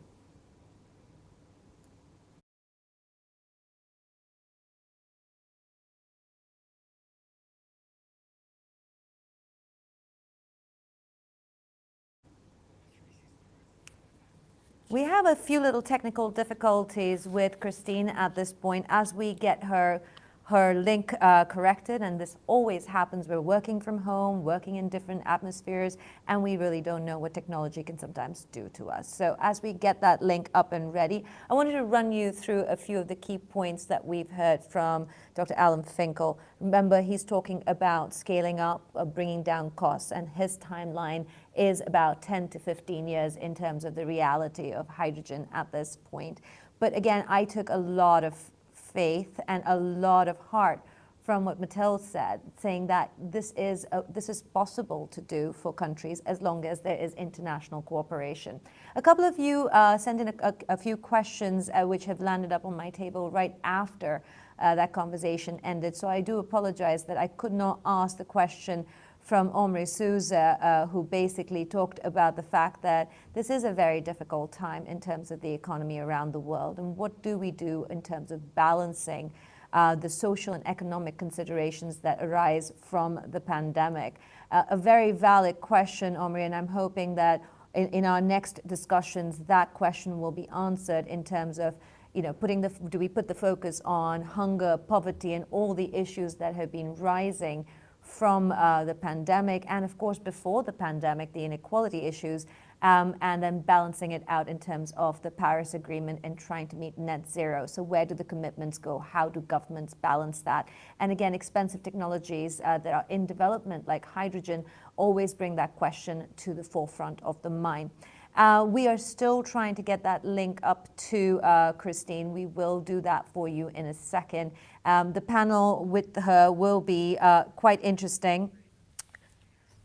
I'm waiting to understand what's going on in terms of that there. And I think we've got her link up and running. Her panel is quite an interesting one. It's got a few people from the Fuel Cell and Hydrogen Joint Undertaking, the Energy Transitions Commission, Galp, Hyundai Hydrogen Mobility. So Christine, I'm hoping that we've got the technology all set up and right for you and that you're back with us. I'm going to hand it over to you. Yes, apologies, I'm not sure what happened, but thank you, Maitri, for the introduction. And thank you also to Climate Action for hosting and encouraging this debate. Thank you to our panelists. We've got a great panel lined up, and also to the audience. We will be taking questions and integrating those into our discussion, so please come forward with your questions. So in our time together today, we'll explore the critical topic of what needs to happen along the way to 2030 to secure a successful future hydrogen economy. This is a great topic. As we speak today, I know everyone's got different project counts, but we're counting about $160 billion worth of hydrogen projects underway, about 120 billion of that on green hydrogen production. So supply is just one lever we have to accelerate the hydrogen economy. We'll also spend our time today discussing how to make the goals for hydrogen in 2030 a reality. So from enabling mechanisms, policies, local hydrogen ecosystems, transition paths, and partnerships. We'll cover a lot of ground, so hold on to your seats. I'll introduce the panelists now, and we'll talk about how we will structure the discussion.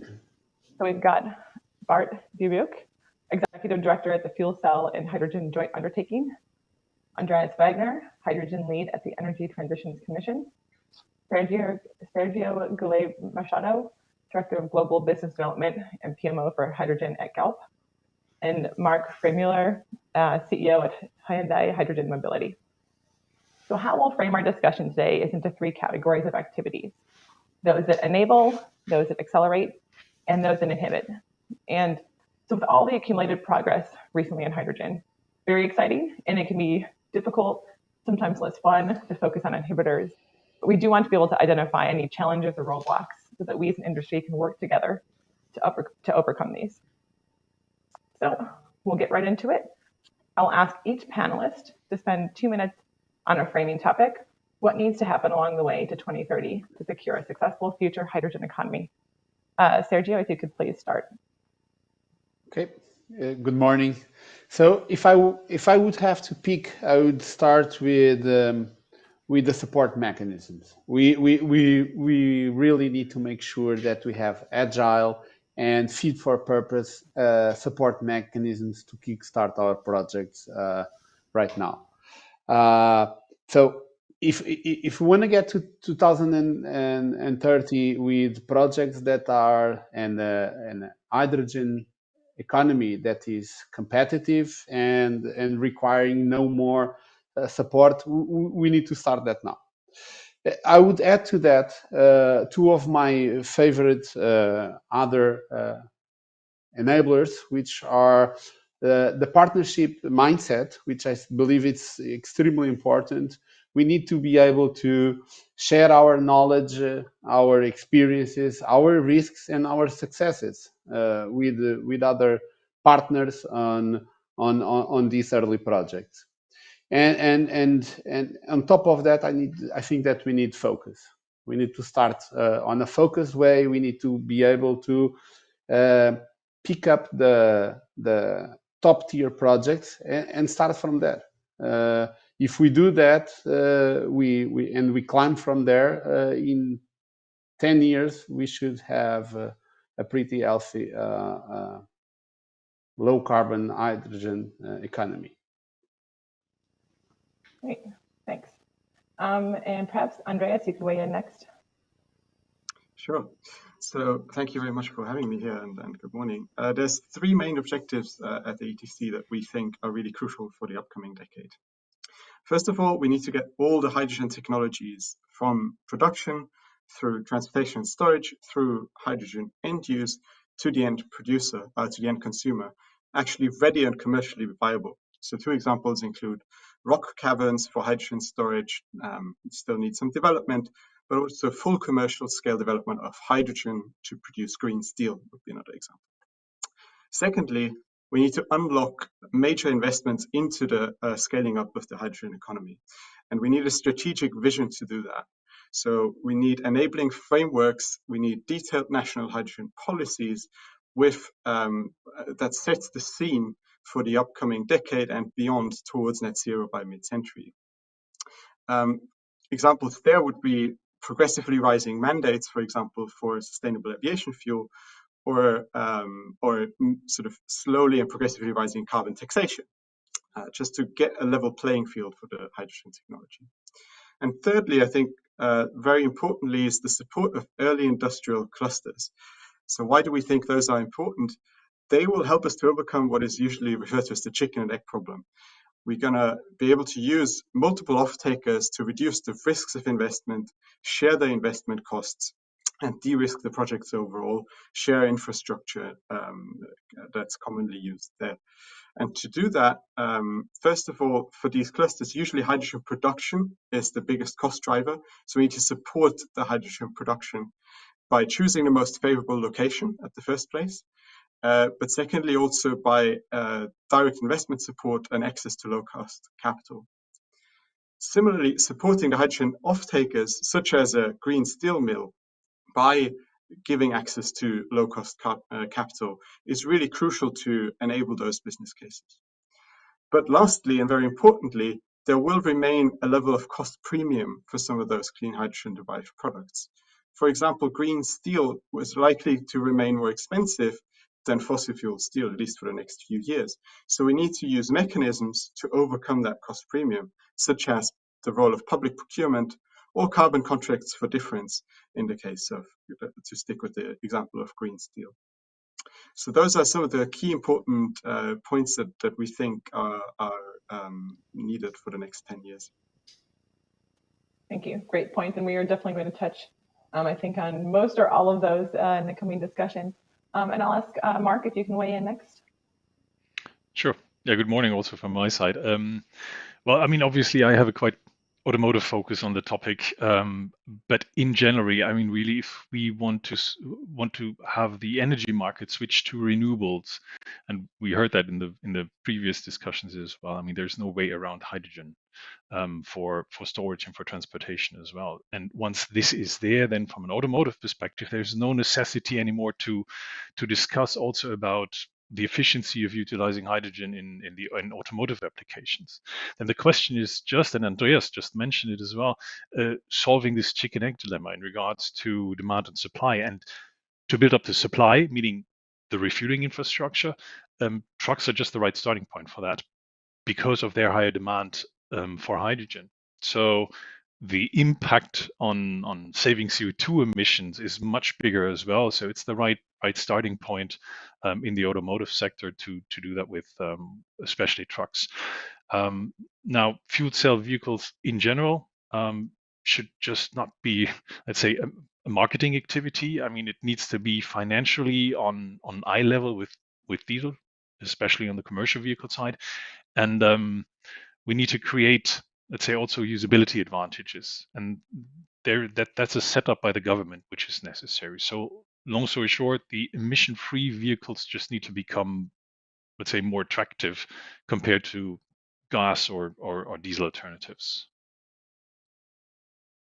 Thank you. Great point. And I'll also ask Bart to weigh in, please. Yeah, also here, thanks for having me, and good morning to everybody. I will focus on two main things. I mean, first of all, scaling up. We already heard about it. We need to scale up faster. And one of the ways we're doing it is, of course, through a concept that we created here in Europe is the hydrogen valleys, because the hydrogen valleys you could see as a small ecosystem where we really demonstrate how the sector integration about production, distribution, use it in transport, use it in industry or heating and cooling, how that works. So these hydrogen valleys are really for us an accelerator. We need to build also bigger electrolyzers, for example, or hydrogen production centers. And so these hydrogen valleys are for us really the accelerator for scaling up. At the same time, the I'd say the electrolyzers, I mean, they have been through a tremendous scaling up process already in the past 10 years. I mean, you have to understand that 10 years ago, we were at 100 kilowatt, 150 kilowatt scale. Today, we are at 100 megawatt, but we are not there yet. We need to move still to the gigawatt scale. And I see that also a lot of the producers, the manufacturers of electrolyzers are now investing into scaling up their production capacity. And I believe that here also the investors should come in. I believe now it's the right time. I don't see yet enough investors really investing in this technology. Probably they don't know yet enough. And I think it's one of the important activities to convince them and to explain them why they should invest. At the same time, I see new capital investors, companies setting up, especially dedicated to hydrogen, because they see that the usual capital investors do not yet invest in that. And so you see there's some hole there, and I see new companies dedicated to hydrogen investors are really coming up. And this is a very good thing, because we should not forget that we need to invest 430 billion euro by 2030 to realize the European hydrogen strategy. And that will be done together, public and private. But of course, the majority of this money will come from the private side. On the other hand, we need to keep investing in research and innovation. We need to further reduce the cost of the hydrogen production, on the electrolyzers, on the distribution of hydrogen, and also the fuel cells.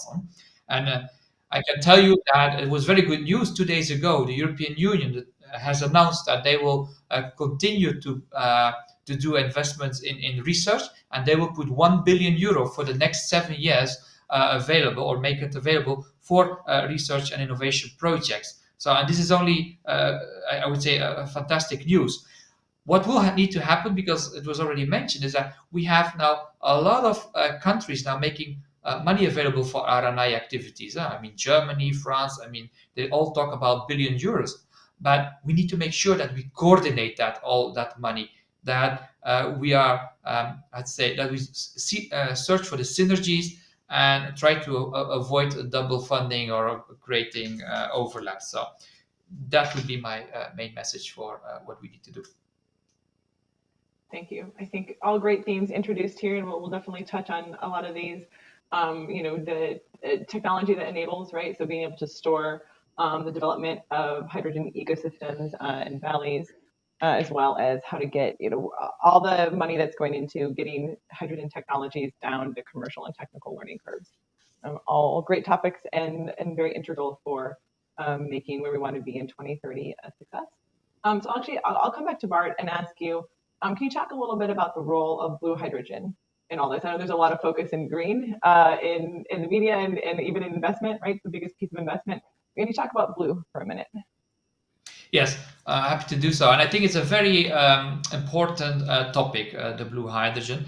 So first of all, no doubt that by 2050, we need to go to green hydrogen. I think this is definitely the way forward. However, there is a transition phase that we need. And in that transition phase, we will need, and I don't like to call it blue, I call it low carbon hydrogen, because there are many other pathways as well to produce hydrogen. Pyrolysis, for example, I mean, there are several things. So let's call it low carbon hydrogen. So just to do the maths a little bit, today we are using 10 million tons of hydrogen in our industry, today in Europe. If we will move, and you know that the target of the European Union is to put 6 gigawatts by 2024 in the field, we will produce 1, maybe 2 million tons of green hydrogen. What do we do with the rest of this 8 to 9 million tons in 2024? Do we produce it gray and just emit CO2?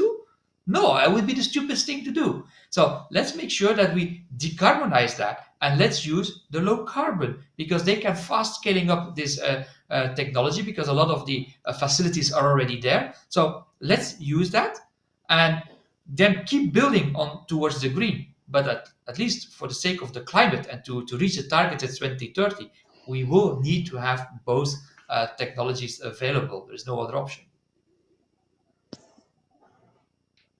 Any thoughts from others on this before we move to the next topic?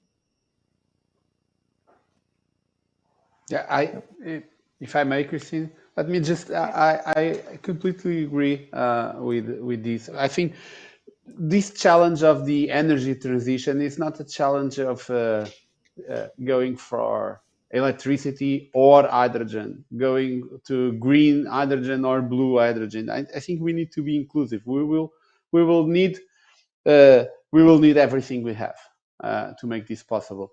So in the transition, blue hydrogen, yes, of course. Let's not exclude the alternatives. Thank you. May I comment on that as well? I mean, I agree with Bart to a certain degree that if it's possible, then it could start the whole ecosystem.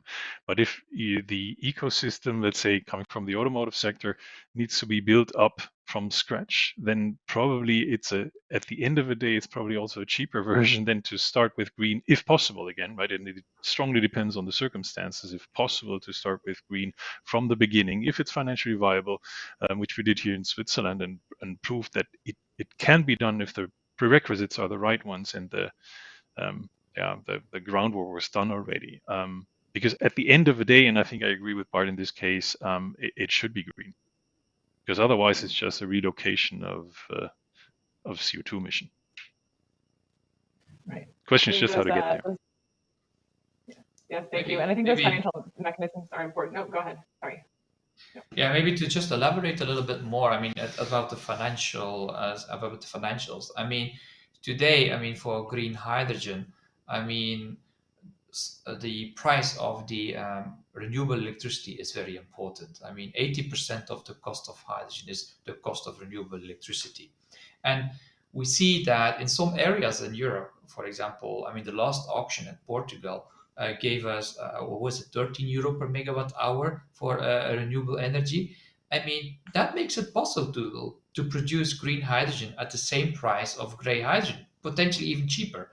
So, but we are not there yet all over Europe. I mean, if you see at the North Sea, maybe Belgium, the Netherlands, maybe also the UK, we are at 55 euro the megawatt hour. So we will get there at some point in time. Don't misunderstand. I think the costs are reducing. We see that every year again. It will be time. But the cost of hydrogen mainly depends on the cost of renewable electricity. And that is the cost that we need to get down first to make sure that there is a viable business case for the green hydrogen. As I said, there are already here and there in Europe some cases where it's viable. We heard the case of Switzerland, and there are some others as well, but it's not yet a kind of mainstream. Okay. What I also would like to say is that the policy framework will be very important for blue hydrogen. I mean, I know there's a big debate. I mean, some purists say, okay, we only want green hydrogen, nothing else. As I said, it would be stupid because the rest will be gray hydrogen. So I think we should not think like that. But the policy should maybe think about limiting in time the blue hydrogen. For example, they can say, well, we do it, we'll allow blue hydrogen for 10 years, for 15 years, 20, I don't know, it's up to the politicians to decide. Another one could be cap it in volume. I mean, we only want so million tons, so much million tons of blue hydrogen produced by that year. Or we could say we only want blue hydrogen to be used, for example, in the industry, but not in the transportation. All these things can be set through policy. And I think this is a discussion we should have. We should not have the discussion green or blue. No, we should have how do we implement all the types of hydrogen and what is the right framework for that. Right, thank you. And what else are those mechanisms? And Andreas, I know you had mentioned carbon tax as one of the mechanisms in your introduction, and I believe you had a bunch of points on this topic if you want to speak to that. Yeah, no, I just wanted to add one last thing on the blue and green point, which is simply what we do need is a certification scheme. So we need to have a clear defined framework what is considered low carbon hydrogen. So that's very important. To your question on carbon taxes are incredibly important and a powerful tool to actually level the playing field between fossil technologies and the clean hydrogen derived technologies. However, there is a few problems as well, or complications with carbon taxes. So first of all, they have different levels of effect on different hydrogen offtake sectors. For example, for steel, $80 per ton CO2 would be sufficient to make green steel competitive with fossil fuel derived steel. For applications such as aviation shipping, it'd be much more, it'd be more like $200 per ton. And given that complication, as well as the fact that it's a politically difficult topic to get the agreement on carbon taxes, we shouldn't rely purely on them. So we should definitely, especially in the short term, use other support mechanisms such as public procurement, contracts for difference, and voluntary green premiums that will help us to cover this sort of cost premium. But for the long run, certainly carbon taxes will play an important role to level the playing field. Thank you. And Sergio, maybe you can kind of continue to comment on some mechanisms and other enablers that can help get us down the path. Yeah, sure. So on the enablers or the support mechanisms, I would have to say that. So it's great that we had a year for hydrogen like 2020. We were really able to put hydrogen in the agenda. We've set the target and strategies, and we saw an extraordinary response from the industry with so many announcements of projects. What I'm worried now is that, do we have the support mechanisms to start these? Are those fit for purpose? And I'm not really sure. You see, most of the mechanisms that we have in place are not specific, and they're not designed for scaling up. for large commercial projects. They are more they are meant for technology demonstrations, for R&D, and that is not necessarily compatible with the pace that we desire. So I'm a bit worried that we are threatening the 2030 targets and even threatening to kill the goodwill that we've created around hydrogen this last year. I give you an example if you want. There's an European mechanism, support mechanism, which is very important, which is the Innovation Fund. It's extremely important. And we are all working with that. It takes 1 year. It takes 1 year between application and final decision. Do we have 1 year? Yeah, it's a bit a call for action. So let's make sure we keep the pace. Let's make sure that we are agile and that we keep focused. That's what I would say. Yeah, thank you. And I think identifying some of those challenges, right, really important to being able to work actively to remove some of those roadblocks. Andreas, I saw you nodding pretty seriously. Anything to add there?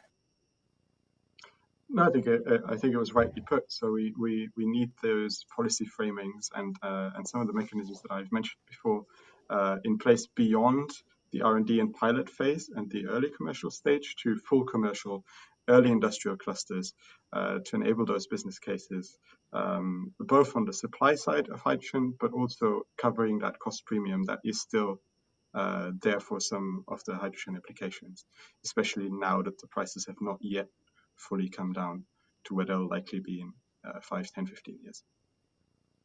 All right, thank you. I'd like to move to Mark and talk about what you've done in Switzerland with fuel cell vehicles. It's an amazing story, and what we're interested in is what learnings can we take from that? What might apply across other jurisdictions, other parts of Europe, further afield? So what can we take away from that? What are some of the great learnings? Sure, I'd love to explain that. And first of all, for those who do not know what we're doing here, 2 sentences, what this achievement is here. The plan is to have really 1,000 fuel cell trucks in Switzerland by 2023. We started last October. Have about 50 vehicles now here in Switzerland already built up in customer operation pretty soon, and we'll ramp that up now pretty quickly. So it's not a demo project or it's a market entrance. And what we are now doing as well is tackle other countries and see how we can get similar things done in Switzerland, and not only in Switzerland but in other countries as well. Now, why does it work in Switzerland? I think there are 2 main reasons why it works here in Switzerland. On the one hand, the financials are right. So we can really offer a financially attractive alternative right now to diesel trucks here. This is because, on the one hand, the diesel price is higher. It's quite expensive here, the diesel. And we will, I think, see that in other countries coming as well. I mean, it doesn't make sense to subsidize diesel and, on the other hand, just trying to get down CO2 emissions and establish emission-free vehicles. So I think we'll see the diesel prices probably going up and being adjusted in other countries as well. The second thing is, from a financial perspective, and that has the bigger impact, is a quite significant road tax related directly to the weight of the vehicle and the mileage of the vehicle. And emission-free vehicles do not have to pay this road tax. So it's actually basically a little bit of an indirect CO2 tax Andreas was talking about earlier. And the government in Switzerland set the boundaries for that already, I think, 2 decades ago, right? And paved the way to be where we are right now. And that needs to happen in other countries as well. It's a lot, and I think I can probably talk about that a little bit later. Then it needs some government efforts and a smart utilization of the fundings which are out there to get this done in other European countries. The second reason, beside the financials, is, well, they didn't do it alone here. It's a partnership, and it's a strong partnership. We have to really build up a full ecosystem here. So from H2 production over refueling infrastructure to truck operation itself. It doesn't mean that we are doing that from Hyundai Hydrogen Mobility, But there are strong partners in place who are doing that. And we start even in Switzerland with smaller regional hubs, so to say, which are then connected to really have a full national coverage with this ecosystem. So making sure that we have enough hydrogen at the right refueling station, that the customers are capable of utilizing their trucks where they need it, and then connect those smaller regional hubs to a full coverage. And that happens pretty soon and pretty quickly in Switzerland. Like I said, that only is possible. This is only possible with really strong partnerships. And when I'm saying partnerships, I don't just necessarily mean across the value chain from production to refueling infrastructure, but it's also bringing together companies who are competitors, right? Since scalability really is crucial to make this a success, it's also necessary that we have enough players on board, so to say, and in this regards, they need to put their rivalry aside and well, jointly focus on what needs to get done. So the partnership approach is a massively positive aspect, which is necessary for the whole success of that. Thank you. Yeah, I think the partnership topic is a crucial one. It's come up several times. With that, maybe Sergio, you can talk about your project and some of the partnerships there and what made that possible. Yeah. So let me start by saying I really like this topic of the partnerships. Coming from the oil and gas industry, we always feel very inspired by the topic of partnerships and some really good examples that we had in the past. You know that the upstream oil and gas industry works always in partnerships. I give you examples which like the North Sea development that we had from 50 years ago in Northwest Europe. It's amazing, and so many people said it was going to be impossible, that was never going to be competitive. So many things that we hear which are similar to the challenges that we face with hydrogen, and the reality is that this was one of the greatest examples of an industrial achievement by an industry, and that was done in partnerships between the developers, the investors, the contractors, the EPC contractors, the technology manufacturers, governments, and off-takers, all sharing risks and experience and success. And so we are doing quite the same with hydrogen. That is our philosophy. One of the projects that we are involved is the H2Sines project in Portugal. It is a large scale. It's one of those large scale projects that was announced in 2020. It is meant to be over or at least 1 gigawatt electrolyzer by 2030. It is an integrated project with renewable electricity production, taking advantage of one of our most important competitive advantages. Bart has mentioned it before. We have extremely competitive solar electricity prices. So we want to make use of that and put that in service to decarbonize some of our main industrial plants in Portugal, starting with the Galp-Sines refinery just next door. So I think that is this kind of challenges is the way to go.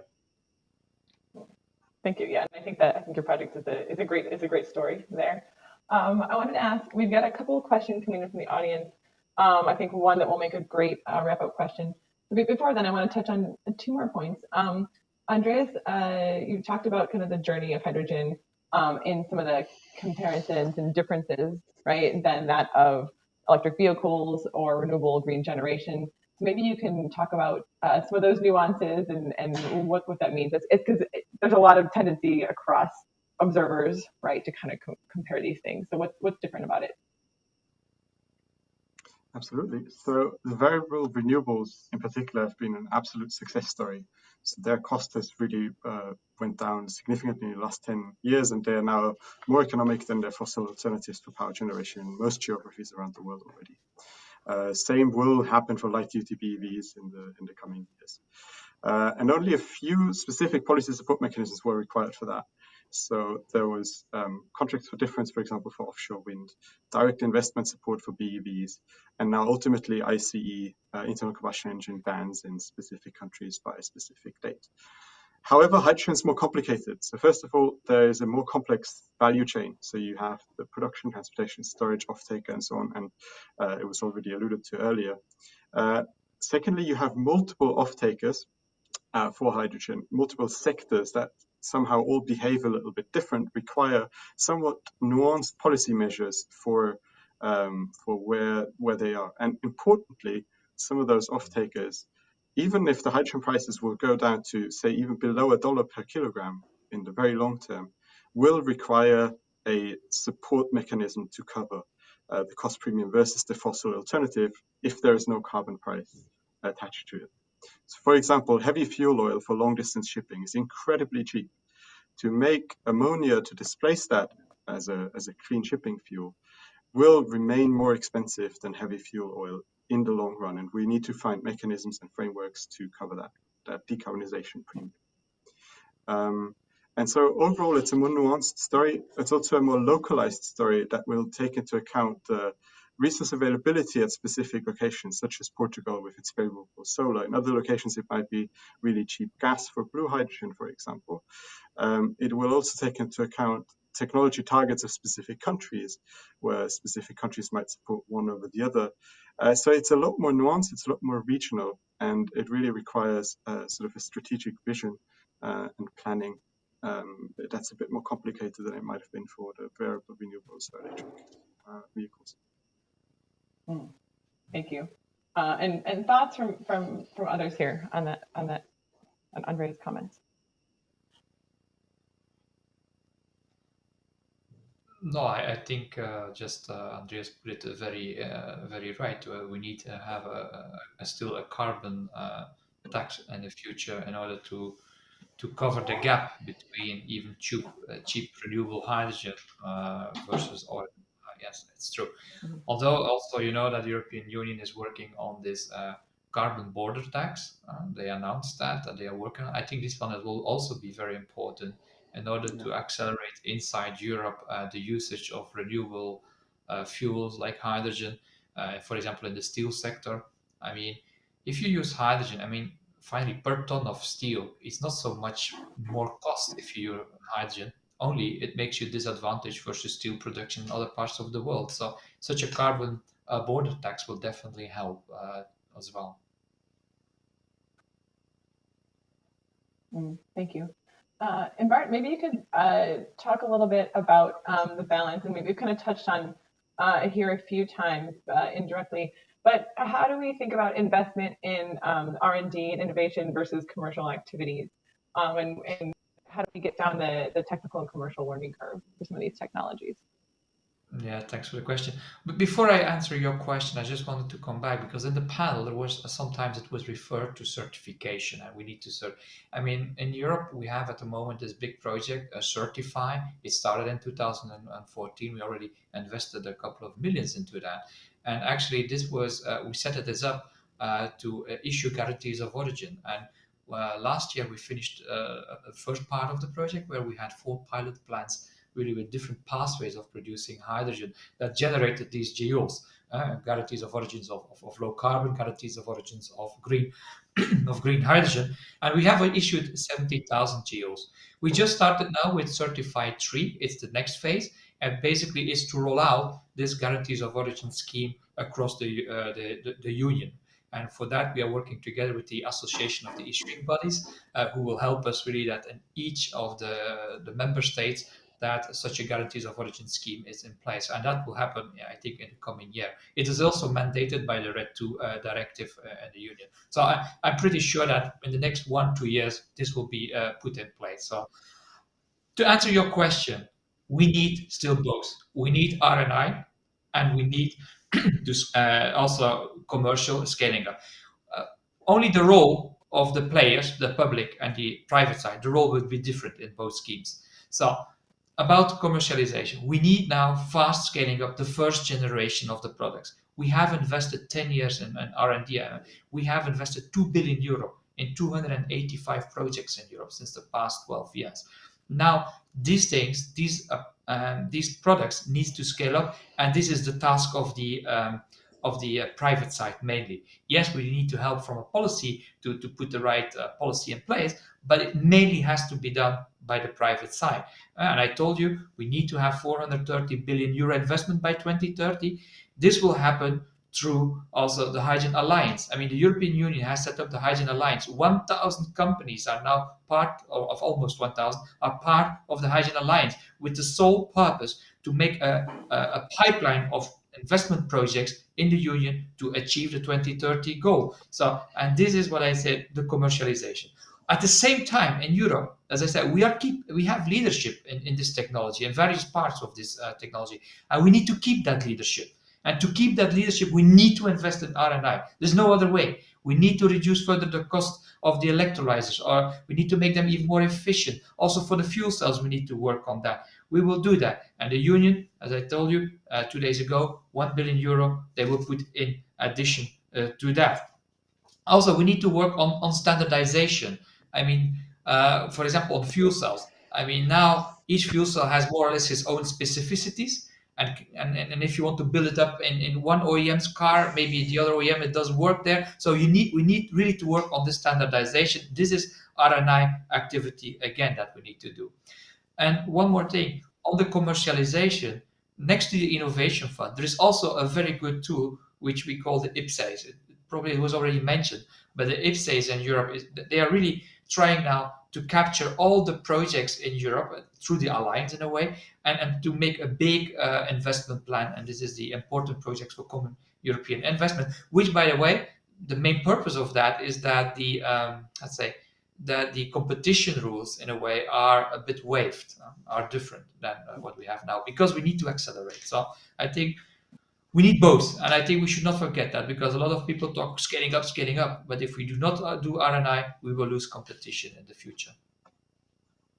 Thank you for that. I want to get to at least two of the audience questions. I've got a quick one for Mark and then one to put to the broader panel. So for Mark, a question from Andrea Silvuni from the ANSA agency. When do you expect the price of fuel cell Hyundai car to be equivalent to a battery electric vehicle?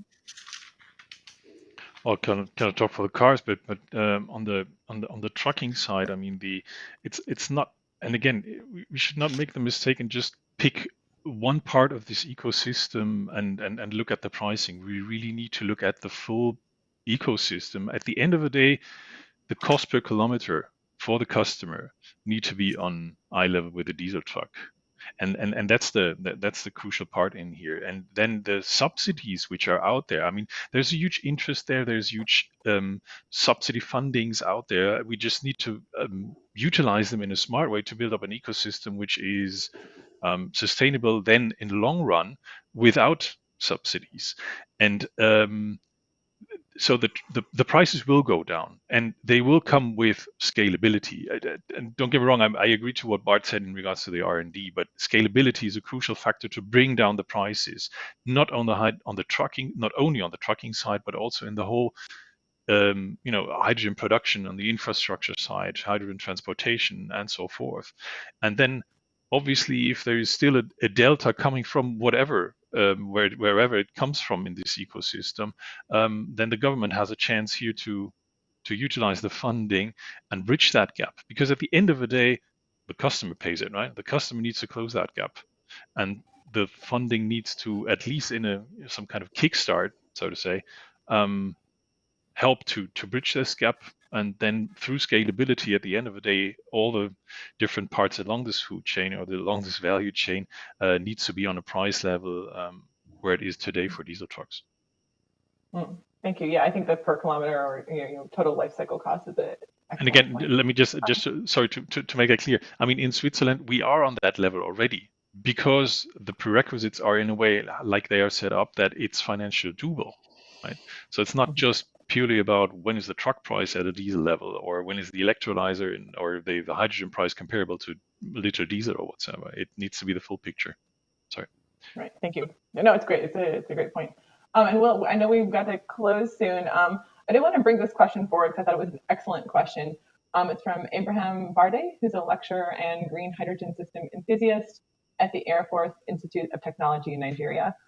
He's asking, what's been done by most developed countries? So he calls out the US, UK, Germany, Australia, China to accelerate capacity building and empowerment of interested emerging or developing countries towards realizing a globalized hydrogen economy.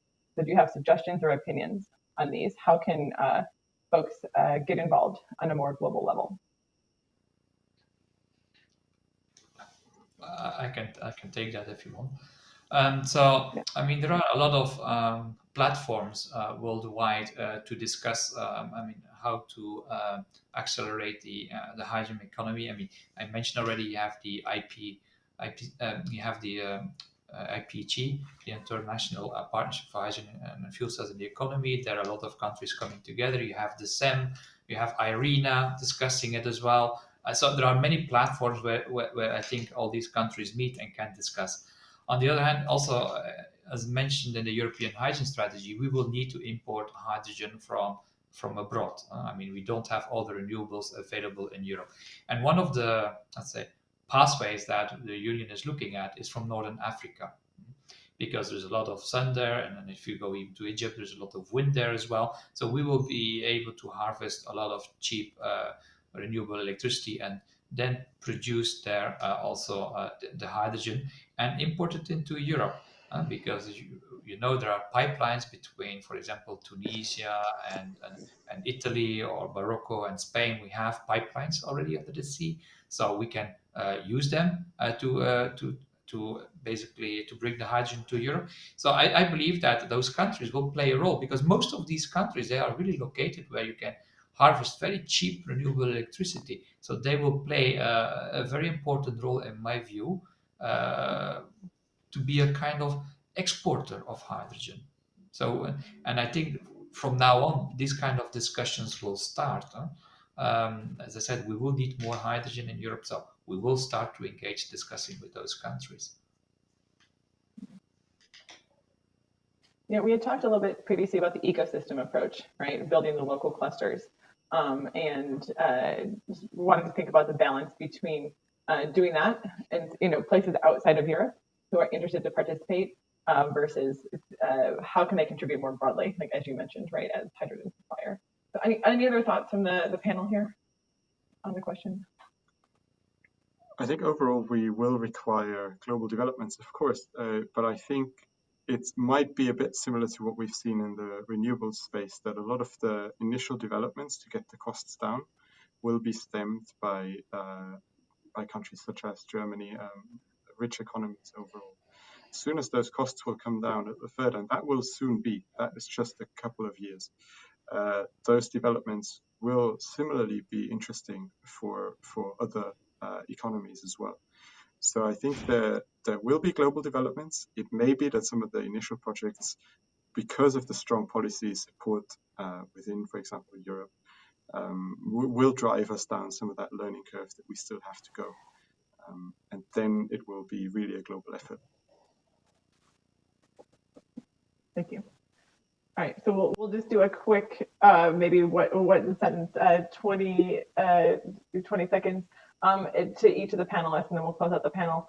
And thank you, everyone. Great conversation, some really great learnings, and I think great points we can take away here. If you had the influence to make one of these enablers or accelerators happen or overcome one challenge, what would it be? Just very briefly. What item would you pick?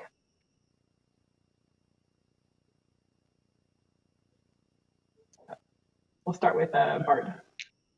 Okay, if I need to pick one, I mean, it would be really to mobilize the investors, the whole community of the investors. I think it's really the right time now to invest in this technology. And for scaling up, we need them to come on board. I mean, the technology is ready, the research, I mean, it has been proven that it works in many, many parts in the world. Now it's about scaling up. And a lot of these companies are not the big industrial companies. They are often also SMEs, small and medium enterprises. They need to act. They need to have access to money, and we need to have the big pension funds and all these investors waking up and start to seriously look at this. Thank you. If I may, Mark? if I may follow on from, sorry. Oh, sorry. Yeah, go ahead. Sorry. No, because it literally fed directly into what I wanted to say. So I think the supporting and enabling framework to get those investors on board, to have those the strategic vision that is partly already there in the EU, but really the policies in place that enables it, and the national hydrogen strategy is well developed. We'll have an upcoming report that details some of these developments as well, on how to get this framework right and how to get the acceleration of the green hydrogen as fast as we can get it off the ground. Thank you. I might connect to what Bart said, just from a different angle, access to money. I think the interest is there, the products are there, the technology is there, there's huge money in the system, fundings are there. So my simple wish would be to access the funding to be able to kickstart the whole ecosystem. It should be simple. It should be easy accessible. It should not be a typical European bureaucracy thing. It should be quick, and it should be easy also for the end consumer, basically, to get some access to that money to kickstart it. And again, it should be spent in a wise way to build up an ecosystem which then at the end of the day can live without subsidies. That's the important part. Thank you. And Sergio. Yeah, so I was going to mention partnerships. I've mentioned it several times. So let me add a new one, which is having the perspective of the full value chains where we can use hydrogen, and that means, in one word, means that we need to be focused. So on one hand, we need to look where are we closest to be competitive with hydrogen. And on the other hand, where can my low carbon green hydrogen be more valued and used in a complete value chain? So our job now is to be focused on those value chains, identifying those value chains, and making sure that we start there and then go from there and fertilize the rest of the industry. Thank you. Yeah, and thank you everyone again, Bart, Andreas, Sergio, Mark, for all the great insights. Thank you to the audience for participating, and we appreciated those very, very good questions. I know we had more we didn't get to, but great to hear from everyone. And I'll hand it back now to my three in the studio.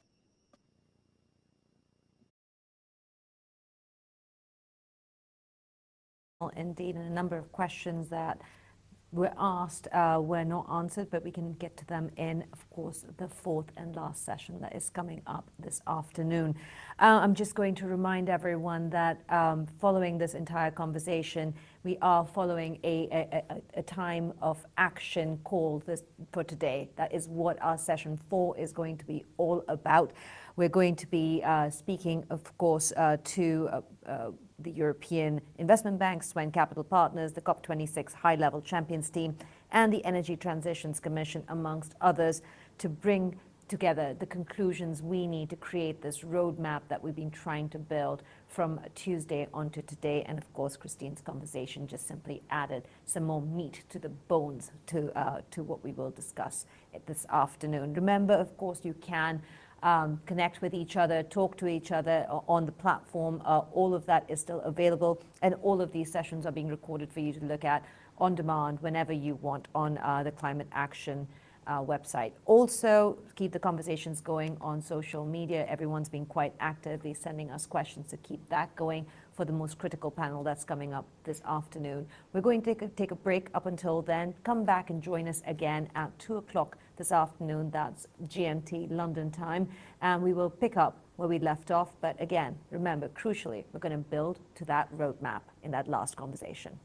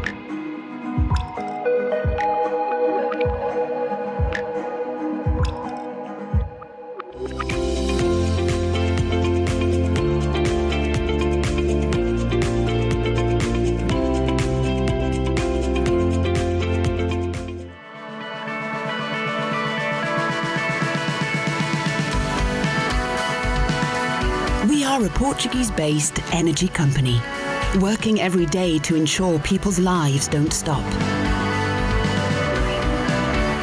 More than 6,000 energy creators are involved throughout the entire value chain, managing a diversified generation portfolio. We develop innovative products, services, and solutions with a fresh new outlook on technology, digitalization, and sustainable mobility.